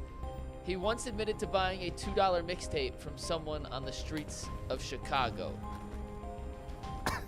And by the way, Curtis Danberg did help us with these, so these are Oh, these are interesting. So who bought that little my Dirk man out? Curtis. Would Anthony buy a mixtape in Chicago? Yes, Does that he feel would. Like Hedges. Hold on. I ain't ready yet. This is hurting. Boom, boom. Boom, boom, boom, All right. boom. Let's go. Here you go. Let's see it. Boom, Hedges. boom. Anthony, Hedges. Tyvis says Hedges. That means if Jay's right, he's going to take a 1-0 lead. And Steve skipped one, so we'll go back. Let's see it. Let's go! You bought a King Von album? Yes, I did. Yes, I did. FBG Duck. $2 for It was, Austin Hedges wouldn't admit to that if he did it. Fair Who was it? It That's was a straight It up was outside ant of a move. Chick-fil-A. That's a good point. We Who- should. who's And, was it? What's the main Chick-fil-A. street there in Chicago? I don't remember. It's been too long, but it was outside of a it's, Chick-fil-A. The guy's like $2. Michigan. Who was Michigan the Avenue. artist? Yeah, Thank Michigan you. Avenue. Thank you. Miracle Mile, Yep. Michigan Avenue. Who was the artist? Yep. I don't know, some SoundCloud rapper. It was terrible. I took it all the way back to Cleveland with me, packed it in my bag, and it was horrible. He threw it out the window and said, "Hey, I need to see what the streets feel You about know it." what? As soon as Anthony bought it, That's actually what happened. as soon as My Anthony roommate bought it, took the it out of rapper the CD texted player. everybody in his contacts and chucked said, "Yo, I just got a sale." We had he had more a- questions. Let's keep it rolling. Number 2. Wouldn't admit it. His family owns a black lab and Great Dane named Bo Jackson and Bruce Wayne. Anthony or Austin?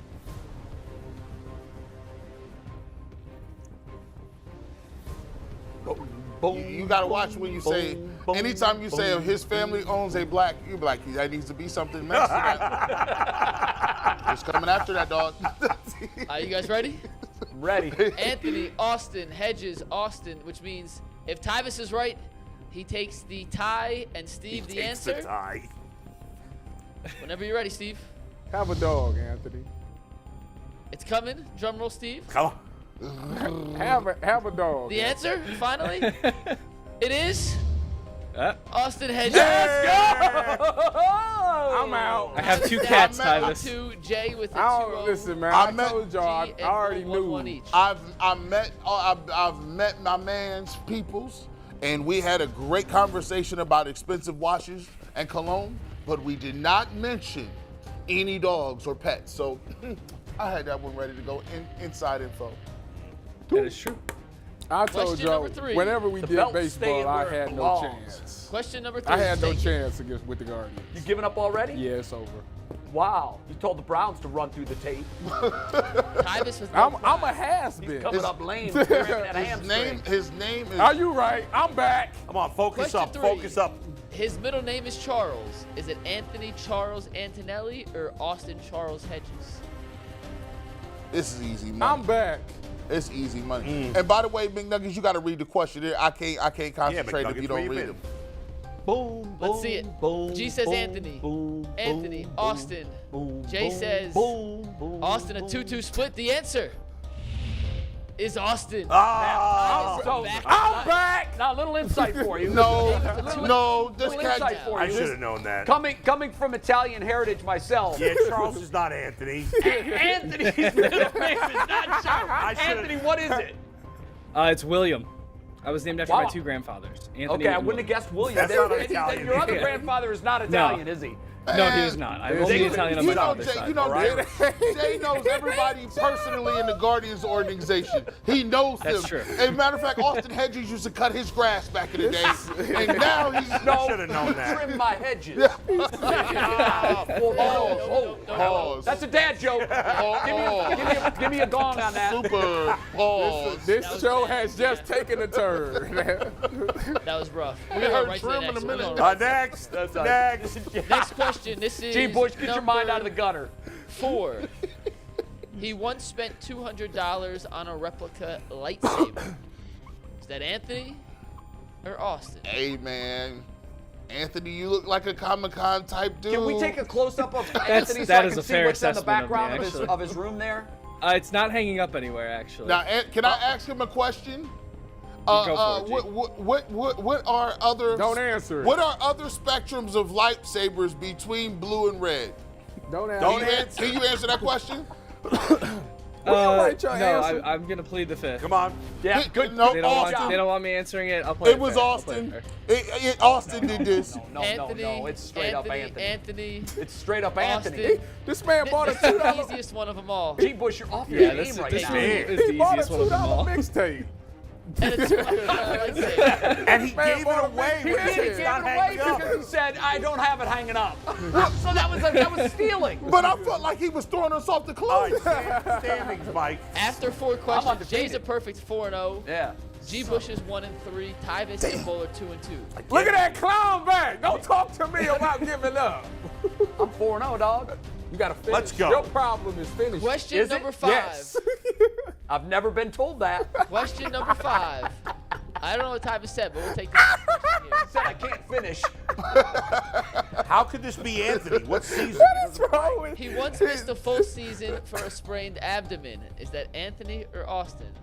But Anthony No does. specification He's on a what soccer season. player. I played Anthony sports. What do you plays mean? soccer. Okay. So I'm looking Not at saying both it of them was me. physically. They both could possibly sprain an abdomen. Very similar body types. Jay's seen Anthony in the gym. Have you ever seen Austin Hedges work out personally? You know, Anthony been working out lately. I got to tell you, this one's really tricky to me. It is, because you know what? I just can't imagine missing a 6-month major league season. Yeah, bro. I I'm going gotta Anthony, go. Anthony, I feel like Anthony. Anthony told me this before. I And 100% that's true. It is told Anthony. you this before, I guess Tyvis. he- Yeah, I man. feel like he said this. You know, this game should be called Know Your Producer. Right. Yeah, it's just like Oh, I how actually many like that of idea. you listen to me ever? And Anthony, I clearly know you better than anybody on this panel. Was somebody Clearly. I engage Anthony in conversation That's on a not regular true. basis. I think I know him better, but you Jay. guess better. Well, For the record, I went. I'm not 6-8. guessing. None of these have been guesses yet. Jay is fair. in and out of here. All right, question number true. 6. Jay looking to keep his perfect streak alive. Yeah, I need him to blow it Call twice. me Len Barker. This person once played for a team nicknamed the Chihuahuas. See, man, bro. Also, this while we're is- waiting for this, I'm adding Comic-Con vibes to my Twitter bio. Thank you, G. Yeah, See. Comic-Con vibe. Just messed me up. Comic-Con coming up. March, I think, Is it? here. Well, it's not called Comic-Con in Cleveland, but No, it's going to be called Brownacon. Yes. Brown. Were you here when I pitched that? Brownacon? It's one of the greatest. It's going to be a new. I still don't like the name. We Once gotta a get a year better name. festival. Can we- the last weekend before the regular season starts, where we bring in all kinds of Browns greats to the convention center, and all Browns fans converge on the convention center for Browns activities. Here we go. The whole weekend. And you got to dress up. Austin Answers: across the Austin, board. Austin. Let's see it. It is Austin. Yep, Another yep. clean Some sweep. of these questions have been so There was easy. a Mexican League baseball Come on team now. that is called the Chihuahua. And the El Yeah, Paso maybe that was too Chihuahuas, easy. triple Oh, A. okay. There's a. How many Yeah. questions left? 2 left. I need him to miss both. Jay is 6-0. Len Barker taking his perfect game into the 7th inning, dog. I got 3 wins now. Three. Jay is 6-0. Bull and Tyvis belt's have feeling 4. If he wins this, then it's Jay like no has point, 3. right? G Yeah, has 3. This clinches it. It's right? like a skins game, and Come on now. It's Let's over ask some better before it's questions over. here. Let's go. Let's go. Next Ask- question. Ask good. His favorite baseball player is Pudge Rodriguez. Pudge is a hysterical name, by the way. I love that name. Come on, bro. It's easy as hell. boom, boom, boom, boom, boom, boom, boom, boom. Austin. Jay? Jay. Maybe this Austin. was too easy, Mike. Anthony. I hate Jay. It is Austin. Maybe this was too He easy. has clinched the W, but can he go perfect? You see the Patriots from 2017. That's just a terrible job. Has out of anybody Mike. gone perfect yet? I didn't make don't this think question. anyone Nobody has gone perfect yet. So, guys, this is big. This is like the 12th ball in a 300 game. Look, he does. This is like the 9th inning in a perfect game. He's trying to pull that. He probably trying to pull that LeBron and Jordan. he Discount his 3 rings because it was perfect, Tyler. Uh-huh. What I got? How many I got? I don't know. I got 6 or 7. Two fewer than You me. have 5, Tyvis. No, All right, last one. I got more than 5. I got 6 at least. No, I've got 7. He's You've got 7, 5. you have 5. Because you got the behind first me. No, I'm talking about wins. Oh, I don't know. These guys never kept track. Excuse me, rings. Let's go. Last question. All right, last question here. This person won league MVP in his respective sport during his sophomore year of high school. He won the league MVP As a sophomore. in his respective sport. That means he only played one? League I MVP, played come on, dog. 2. I played basketball as well. Oh, that wouldn't work. I don't I wasn't know good at that- basketball. What you can ask McNuggets. What did you put? I just want you to Well, miss we got to have the great reveal for the perfect game. I just want you to miss I'm going to jump up into my catcher Bulls. I'm going to jump up into Bulls' arm. Please miss it. Wouldn't that be a visual? Anthony, Austin, Anthony, and Jay. Well, before you take this, Steve, this is for history. Oh boy. This is history. Let me get a drum roll. Earl, give me a drum roll. Please let it be Anthony. Please let it Let's be see it. Anthony. And it's Anthony. Yay, no. He cannot finish. He can't finish. I have the belt. Yeah, you Forget the got belt. it. You 7 and blew 1 still may be a little history. Man, I was that. Oh, Anthony, It's like you were those- the MVP of what league and what sport? Bowling. I got MVP for soccer my sophomore year of whatever Wow. division Trinity High School in Garfield is. Anthony, I don't give the even- stats. I The couldn't stats even tell are you. hysterical. How many goals? How many goals? I had 37 saves average a game because my you defense was a was goalie? terrible. Yeah, I was a goalkeeper. 37. I had hockey numbers in soccer. Yeah, they took 37 shots on goal per game. What were you And they playing, scored 4 9 on of them 4? usually. Yeah. Basically. Oh my God, those are incredible. Yeah, we were numbers. terrible. An We were MLS team doesn't awful. have 37 shots for the season. No, Was we you were, just we were picking a awful. direction to dive? Damn, look at you, Andy. Basically, yeah. Well, congratulations. How do we know that Austin Hedges wasn't the MVP of his high school baseball team as a sophomore? There we go. Anthony, According to you are- MLB.com, no. So He be over there. Wow, reaching. I got all those MLB.com. facts You from blew it, MLB Jay. and I Just did. let I it blew go. I blew it. Disappointing, but it's okay. Anthony, thank That's you. a Enjoy 2-out your time single off. in the ninth. Yep. It was I a- will see it's you a guys bunch. Monday. Have a good rest of your show. Anthony. Ant, take care, bro. And we go from Anthony Okay, to our finish. favorite fantasy football expert, Dave Richard. And we do, Dave.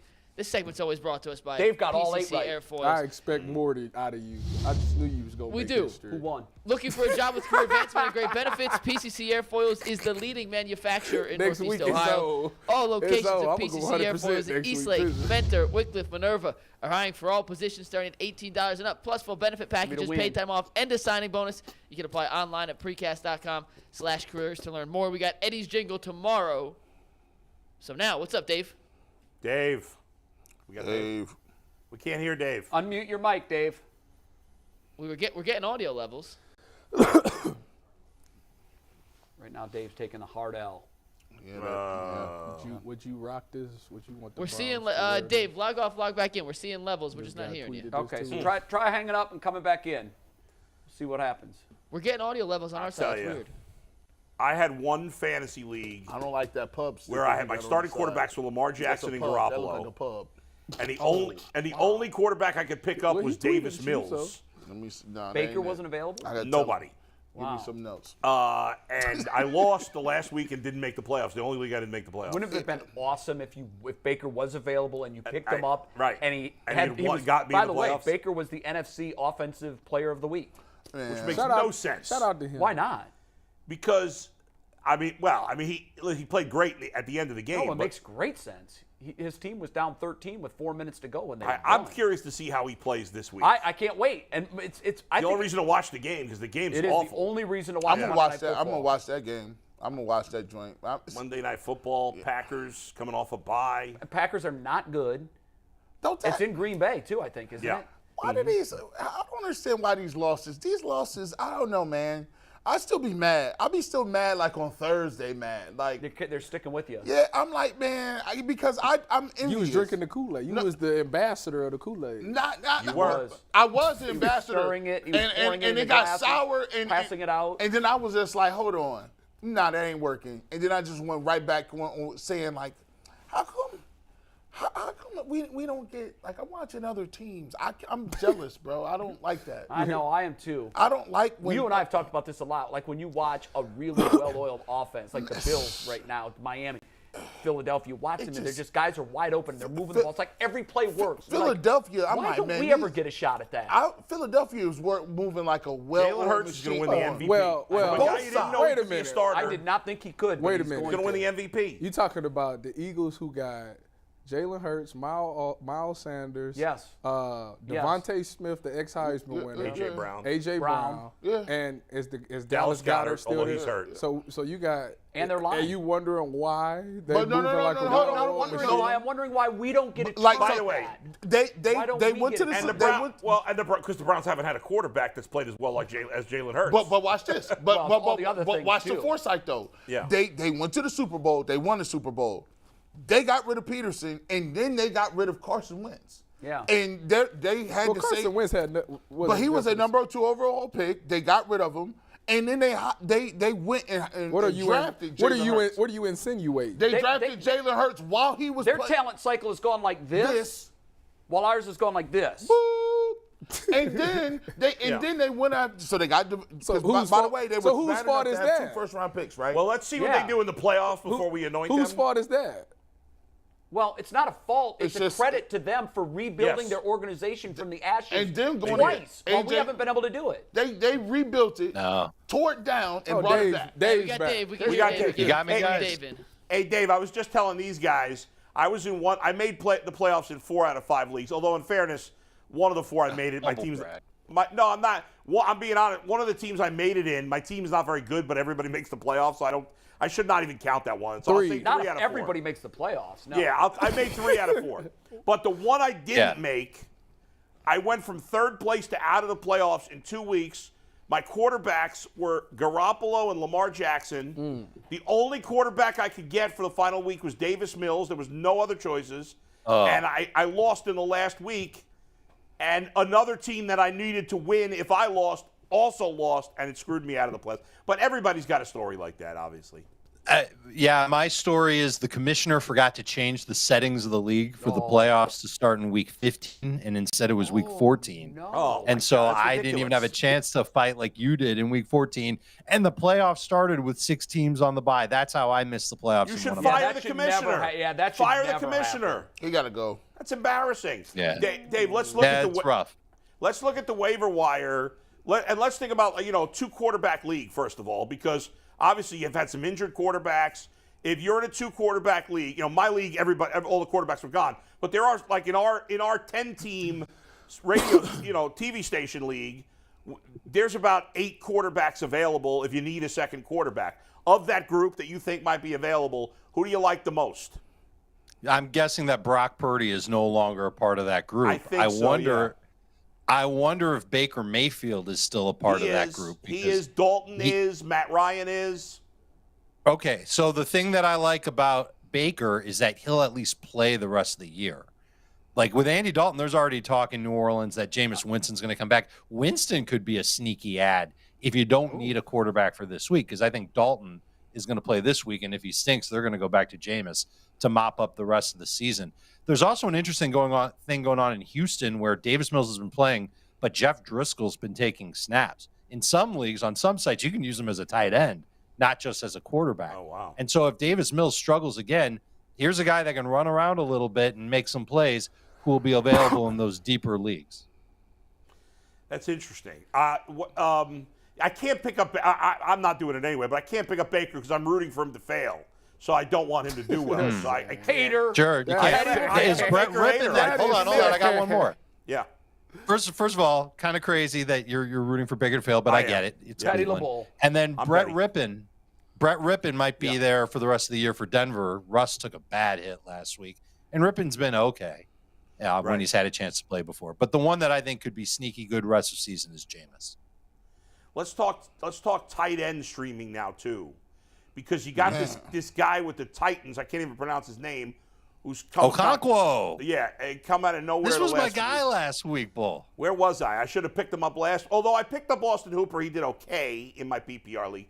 But there's some other names. Like, what about Taysom Hill? If you're desperate, like Taysom Hill could be a 0 or he could be a playoff winner for you, like in a crazy week. What do you like if it's down to like an Austin Hooper and that's what's his name, Conklin on the Jets, or you're down to that level of guy. Do you just take Taysom Hill and hope for the best, or what are you doing in that situation?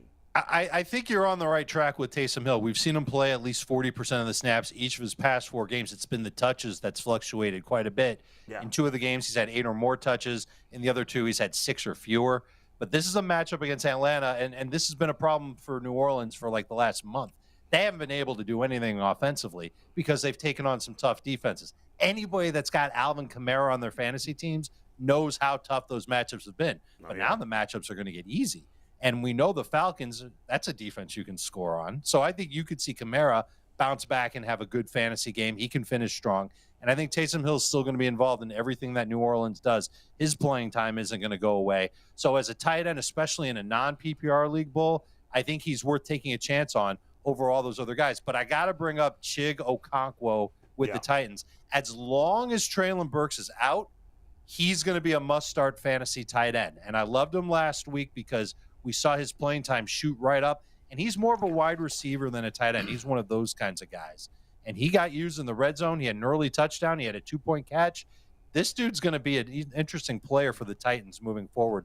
But I think they don't want to put him out there too much, and they don't have to if Treylon Burks clears the concussion protocol and he ends up playing this week for the Titans. Well, thank you so much here because one Earl the Pearl just was sneaking behind the screens and just picked him up off the waiver wire. Shout out to you, Earl, for not doing your work. You're slow on the switch, dude. Tyvis got you 1 week. Yeah, he got me on that one. But I got some.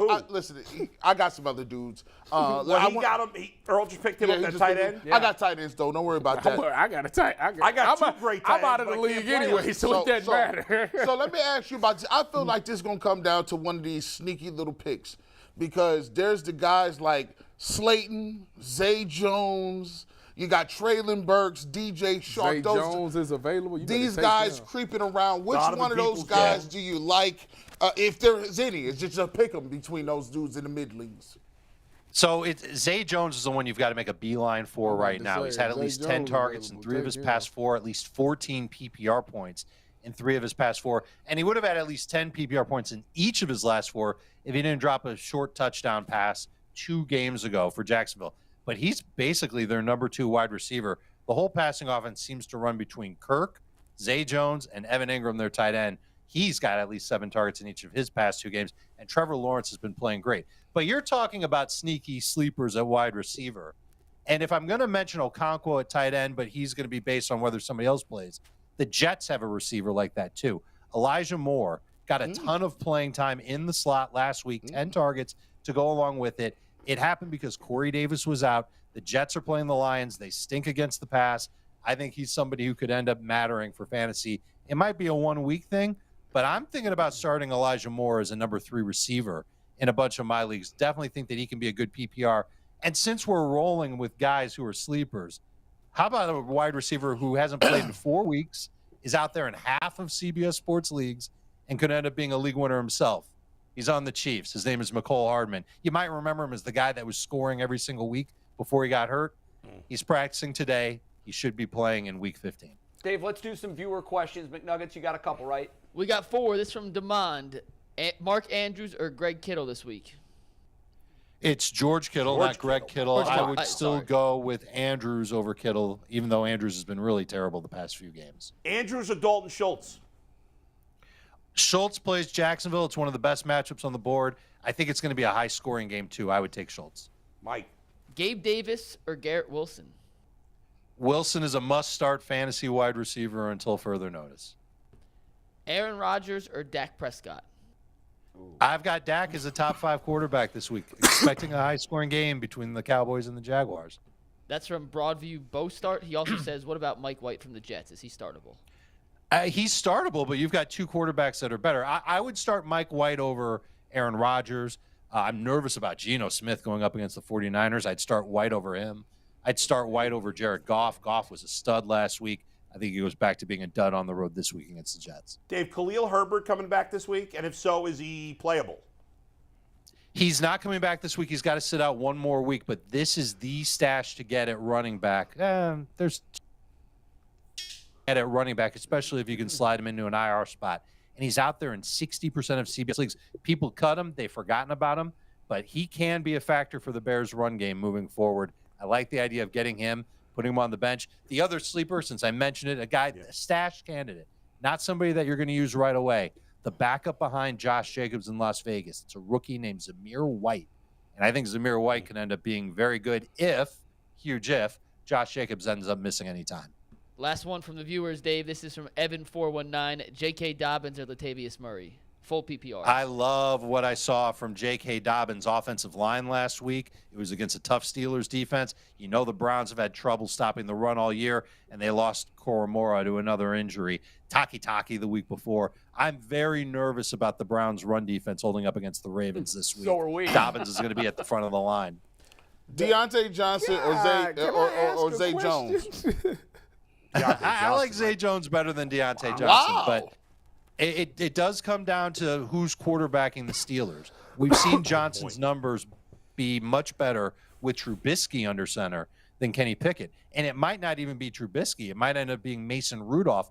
A lot of moving parts in Pittsburgh's passing game. Go ahead, Tyvis. What do you got? Ty, it's your turn. Okay, I got the floor. Okay.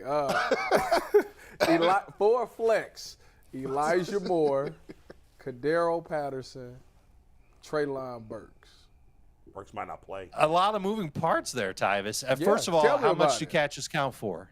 I'm guessing full PPR. Okay, so if it's full PPR, you're starting Burks if he's healthy. If not, I would take Moore ahead of Cordero Patterson. Patterson's got the tough matchup this week against New Orleans.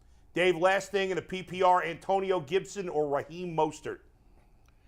I'm expecting Mostert to be the main back for the Dolphins. He's been that each of their past two games, and Jeff Wilson clearly isn't at 100%. Got hurt last week, hasn't practiced yet this week.